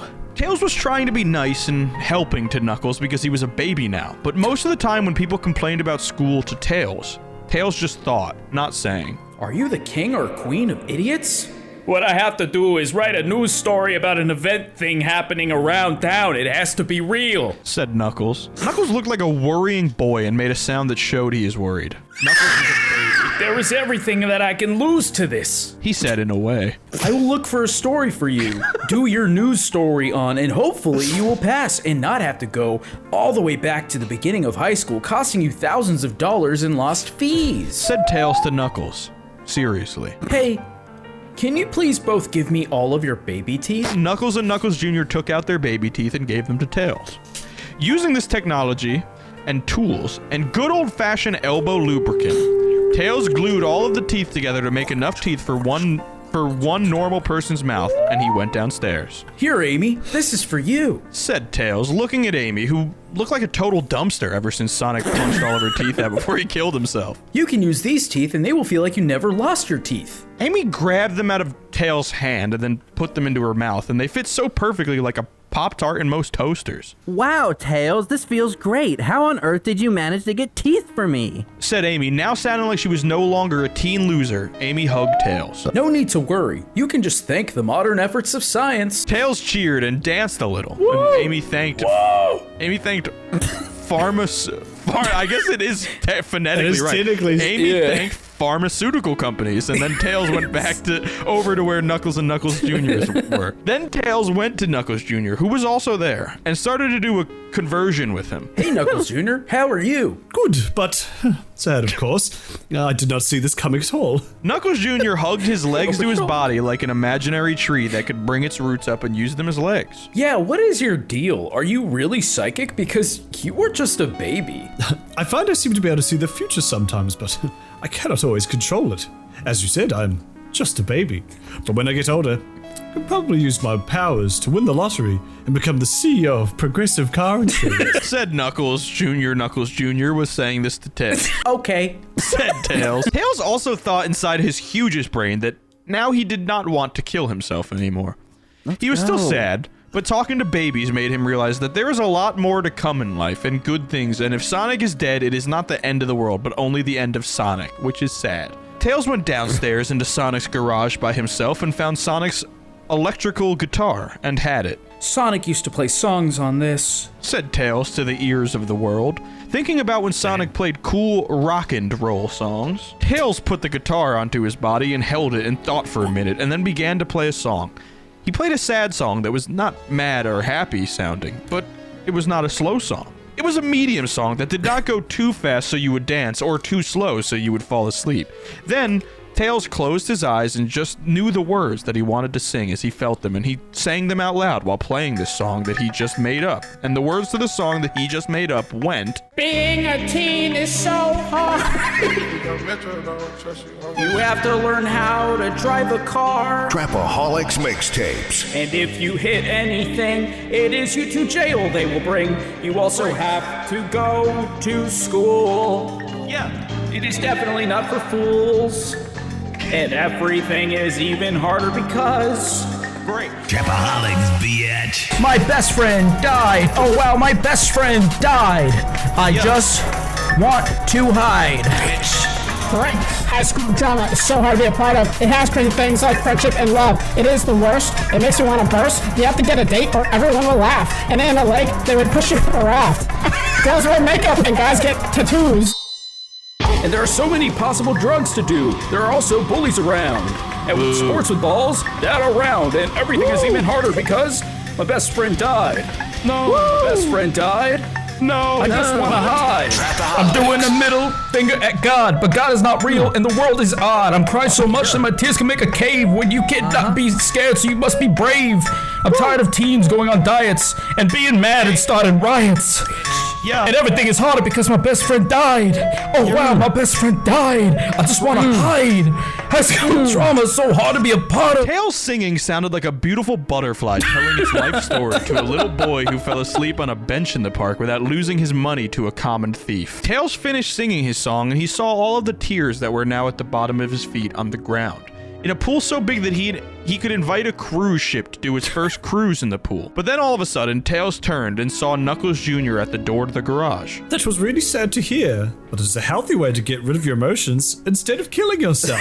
Then Knuckles Jr. walked forward into the room and tripped in a way that the door behind him closed and was now locked. And they were in the room, so they were locked in there. Oops! Said Knuckles Jr. like an idiot baby. Oh no! Screamed Tail out loud. I thought we had a lockpick. Said Knuckles Jr. then. Then all of a sudden, everything came to Tails, and he realized what just happened over the past events. That is it! That is it! Using this information and my big intelligence, I know what is happening, shouted Tails. Tails got so excited that he spun his flying tail so hard that he went right through the locked door, so it was open now, and went out of Sonic's house and went directly to Cream's house without even celebrating at an ice cream place first. Oh shit, so this is like a pass. This is like a multi. Yeah. We just went back in exactly. time. We're circling for back for the Tails POV. Now that is fucking... That's storytelling. Chapter 25. Now I am here, in Cream's room. And here you are, Shadow, said Tails to Shadow, who were both standing there. Do not be alarmed. What? I do not know what to say, said Shadow to Tails, with a big worried face, like a coconut with those 3 holes like a bowling ball. No, it is okay. You are doing exactly what I knew you would be doing. And I understand why. You are here to get what Cream has, and that is the last Ultra Chaos Emerald, which is what is in your hand. Tails, Got his ass. Being smart was right.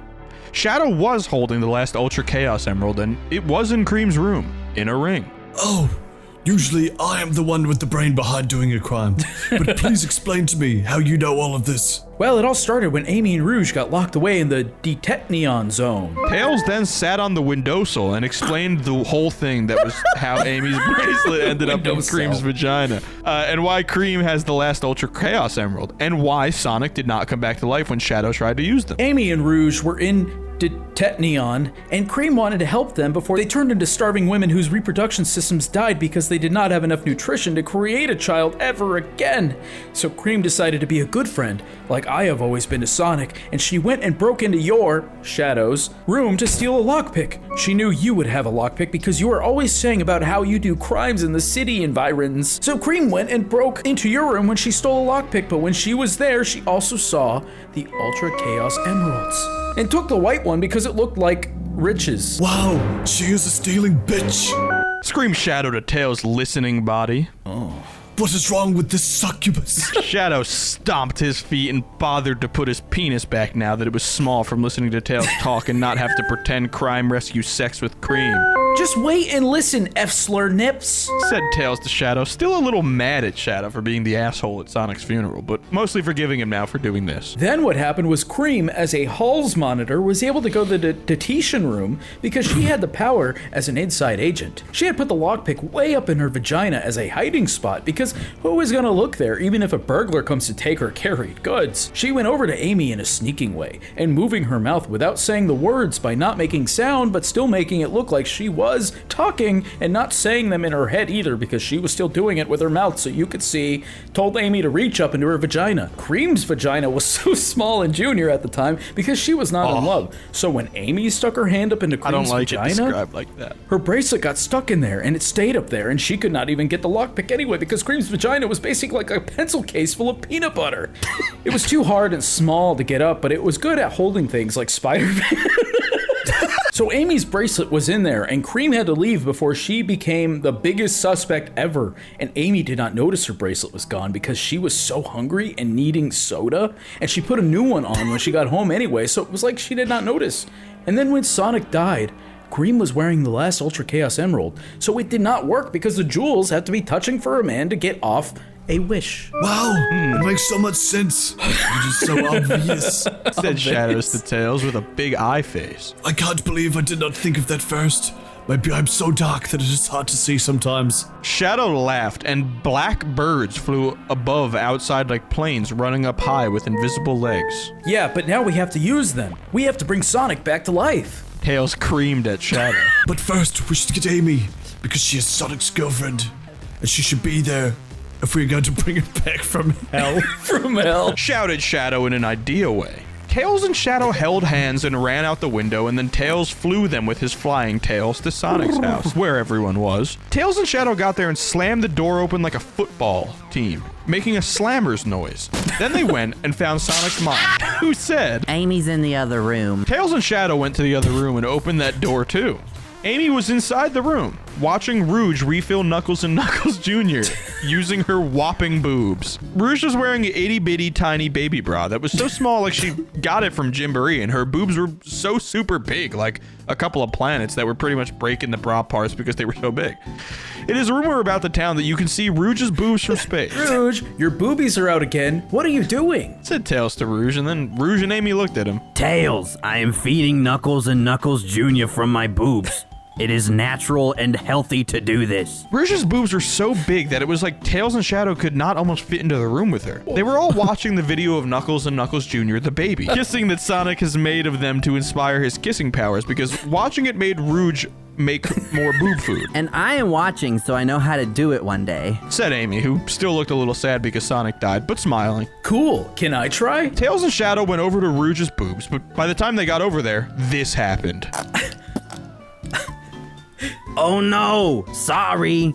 They're empty. Said Rouge to Tails and Shadow. It is supposed to be for babies most of the time anyway. Or if you are in love. Oh man! Yelled Shadow to the clouds. Next time. Said Tails, winking at Rouge and her illegally sized boobs. Anyway, we were gonna go bring Sonic back to life. Come on. What? No, not again, you beguilers. Amy screamed at, almost punched one of them in the face for doing another disrespect to Sonic's dead version. Listen, women of the night. We are for real this time. Something was messed up, and it was all Cream's fault. Or maybe even yours, if you go back far enough in the way everything happened in the world. Let's go. I don't know. You were an idiot ass last time at the funerella. No, listen to them. Said Knuckles Jr. to Rouge, who was cool, not a nerd. God, that baby is a genius. Said Shadow, knowing that he was right and that they should go with them. Tails was the smartest. Okay. Said Amy, and they all put their things into bags and left. Knuckles, who was now a baby, made sure to put his camera with him close. Then they told everyone else in the house who was there from the funeral, which was all of the important people that you know. And they ran faster than a boulder to high school where Sonic's funeral was and where he was put in the ground now, but not covered up yet because they did not get to start. Because the funeral was only a few hours away, they did not have to do it right away because it was the safest neighborhood. Not like the city, where Sonic's body would get stolen and sold for drugs and motorcycles. Everyone ran just so fast to the funeral spot at the high school, and when they got there, there was Sonic's coffin in the hole. Here we are, at the funeral spot now. We gotta get it out, but how? Screamed Amy and started to cry like a girl tea kettle. God damn it, Amy. Said Tails in a mad serious voice. Stop acting like a children. Tails thought Amy was being the Kraken of drama just because Sonic was dead. What we need to do is figure out, using brains, how to get Sonic out of this hole. Tails rubbed his chin with his smart hands and tried to get his genius brain running like the engine of 10 red cars. Okay, let me get through, please. Said a big voice from the back of the group of people standing around Sonic's hole. Oh, the lunch lady. Shouted Tails in a happy way. Hello, children. Said the lunch lady. The lunch lady was very big and tall and went into Sonic's hole and tossed the coffin right out onto the ground next to it. There we go. Said the lunch lady with a face full of smiles. She was deaf too. Cool, thanks. Shadow, where are you? Shadow came in from the backer area where it was dark, under a tree, because Shadow was the darkest person everyone knew. Here I am, Tails, and here are my jewels. Said Shadow as he grabbed his sack. Ready? Here goes nothing. Yelled Tails like a gay little boy. Don't you just hate when people say that? Shadow grabbed his jewels and made sure all 7 of them were there. He was so nervous because if this did not work, they would surely put him under a citizen's arrest for being a public ass. If he did not do this right, he would die. And Tails would too now because he was doing it with them and they would throw rocks at them. Using these Ultra Chaos Emeralds, I wish out to the gods to grant my wish that you can bring back Sonic back up to normal, healthy life here. The bag glowed a whole lot, keep it going, and made screamy noises, and a big stick of light came down from the sky and hit the bag, and all of the Ultra Chaos Emeralds started to go crazy. They were making sounds like frogs and trains and horses and planes and buses and hitting into each other and shouting out lights and being basically the circus. Wow. Screamed Amy. Oh my God. Screamed Rouge. Yeah, cool. Screamed Espio. What? Screamed Knuckles. A miracle. Screamed Knuckles Jr. Just then, Cream got there from being unconscious at her house and screamed, No way! Whoa! Screamed Silver. Oh wow, very impressive. Said Sonic's really Chinese doctor in a less loud way, and the lunch lady said something too, and so did Sonic's mom and Miss Lesson. Then everyone peeked out behind their hands at where they were looking, and all the Ultra Chaos Emeralds were gone. And Sonic's coffin was open, and look, there was Sonic. Sonic was standing on his coffin where he was inside, and he was on top of it, smiling, and not black anymore, but a regular old blue Sonic. Yes, it really happened! Hey guys, what did I miss? Shouted Sonic in his regular old cool way. Sonic! Screamed everyone at the same time because they were all there and heard and saw him together, so it is just natural. They all ran at him and went down from the coffin, and everyone was hugging, and it was so beautiful to see. I heard Eggman was laughing at my funeral. What an ass! Said Sonic, and laughed because he was the most living person ever now. Wow, Sonic, you are alive. You bet! Said Sonic, and high-fived him, which is already after they hugged because they are best friends, but Sonic hugged everyone else too. Wow, Sonic, you really are the fastest. You came back to life in 2 days. You beat the world record for fastest coming back to life because it took Jesus 3 days. Knuckles Jr. was right. Sonic was the fastest, and it is now proved completely. Sonic, I miss you. I forgive you. Shouted Amy, crying and happy. Amy cried so much. She was such a loser about emotions. Amy, I was thinking a lot about you when I was dead. Said Sonic, before typical gay girl Amy cut him off in a rude way. It doesn't matter, Sonic. I want to become true boyfriend and girlfriend with you now. Screamed Amy and did, holding on Sonic's hands. Sonic looked surprised. Now? Right now? Said Sonic with a question voice. Yeah, right now. Let them all watch. This is true love. Then Amy leaped out of her clothing except her underwears like a horse jumping out of a plane and landed in front of Sonic's body ready for his grand genitals. And Sonic already had all of his clothes off by the time she started to jump because he is the fastest. Yeah! Yes!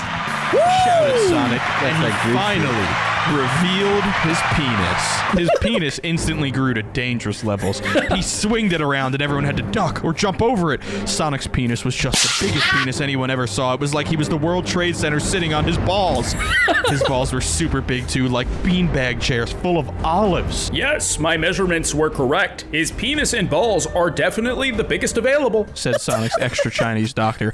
Amy was so filled with sex and arousing that her boobs were rock hard. She opened up her legs and she was still wearing a panty, but her vagina was really hard too, like a trapdoor to the love basement. Sonic did not care, and he shot his incredible penis right into her vagina through her girl clothing, and she felt his love immediately.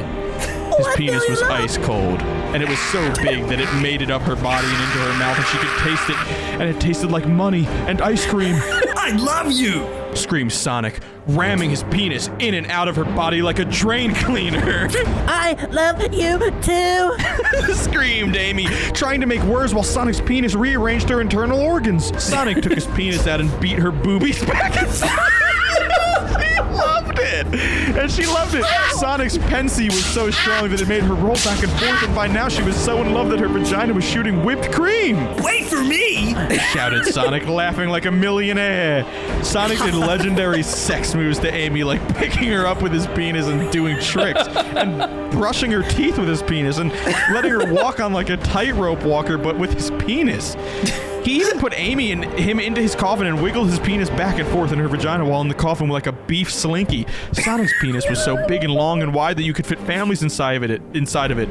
If you think you have seen a bigger penis, you have not, because Sonic was in love now. Amy's vagina was breathing hard and reaching out for Sonic's penis, and soon he moved back into her vagina and decided to do a final systems check before taking off into the semen sphere. Sonic grabbed his balls and held them back against his body and ran into Amy with his penis.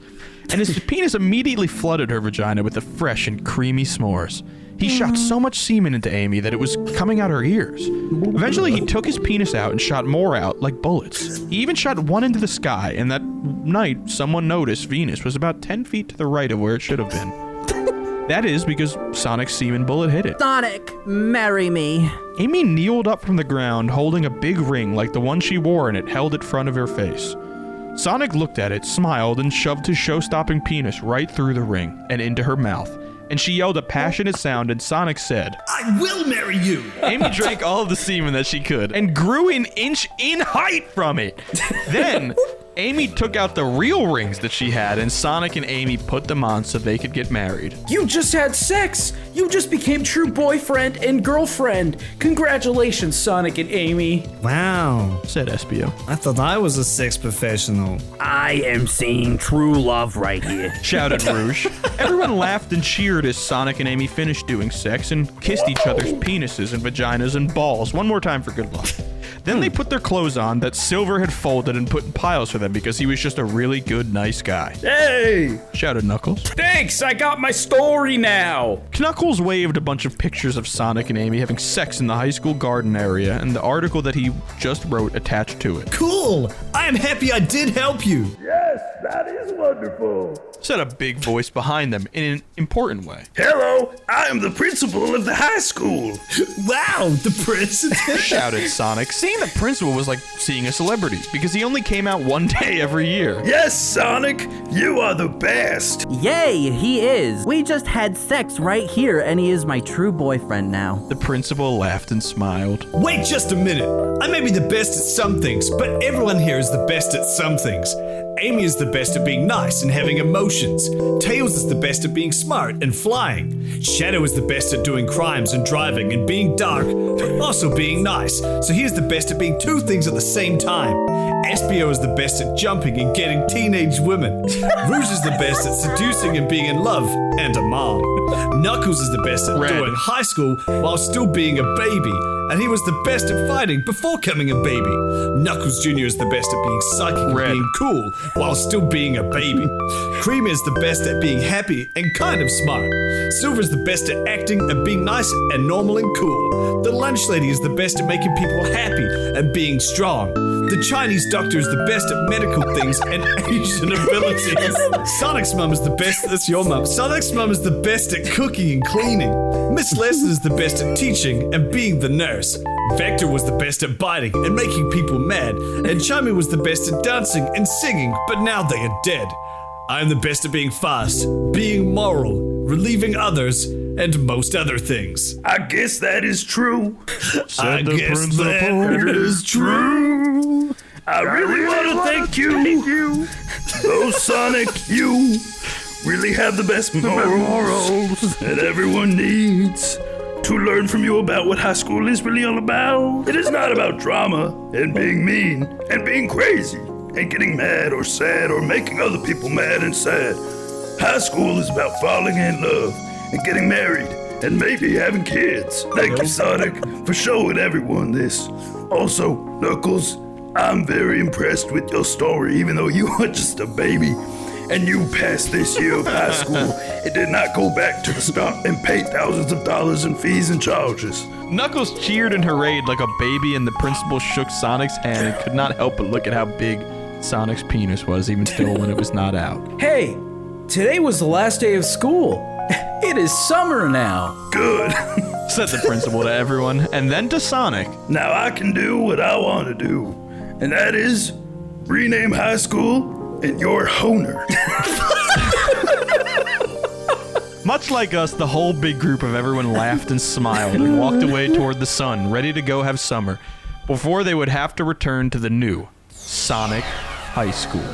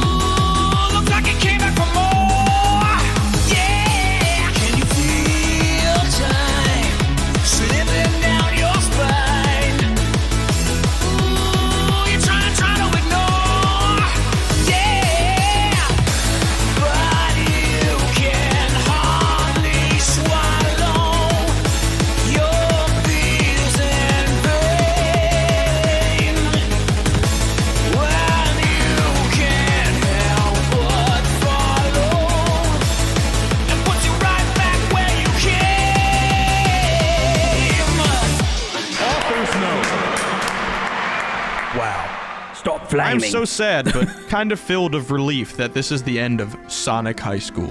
I got sad at the end and wanted to make sure it came out just right. I hope you all enjoyed the story as much as it was that I did writing this story. If you have any ideas for another shorter fan fiction you want to send to me, oh my god. Just keep going, bro. Just keep rolling. Keep rolling. For another shorter fan fiction you want me to do, send it to me in a message, and maybe I can do it in the future, but I need to take a break now. If you just want to talk, you can send me a message because it will send me an email that you sent me a message, so I will always know where you are. Please tell all your friends about this story and spread it on the internet so everyone reads it and it becomes even more of a worldwide phenomenon. Thank you. Pheromone.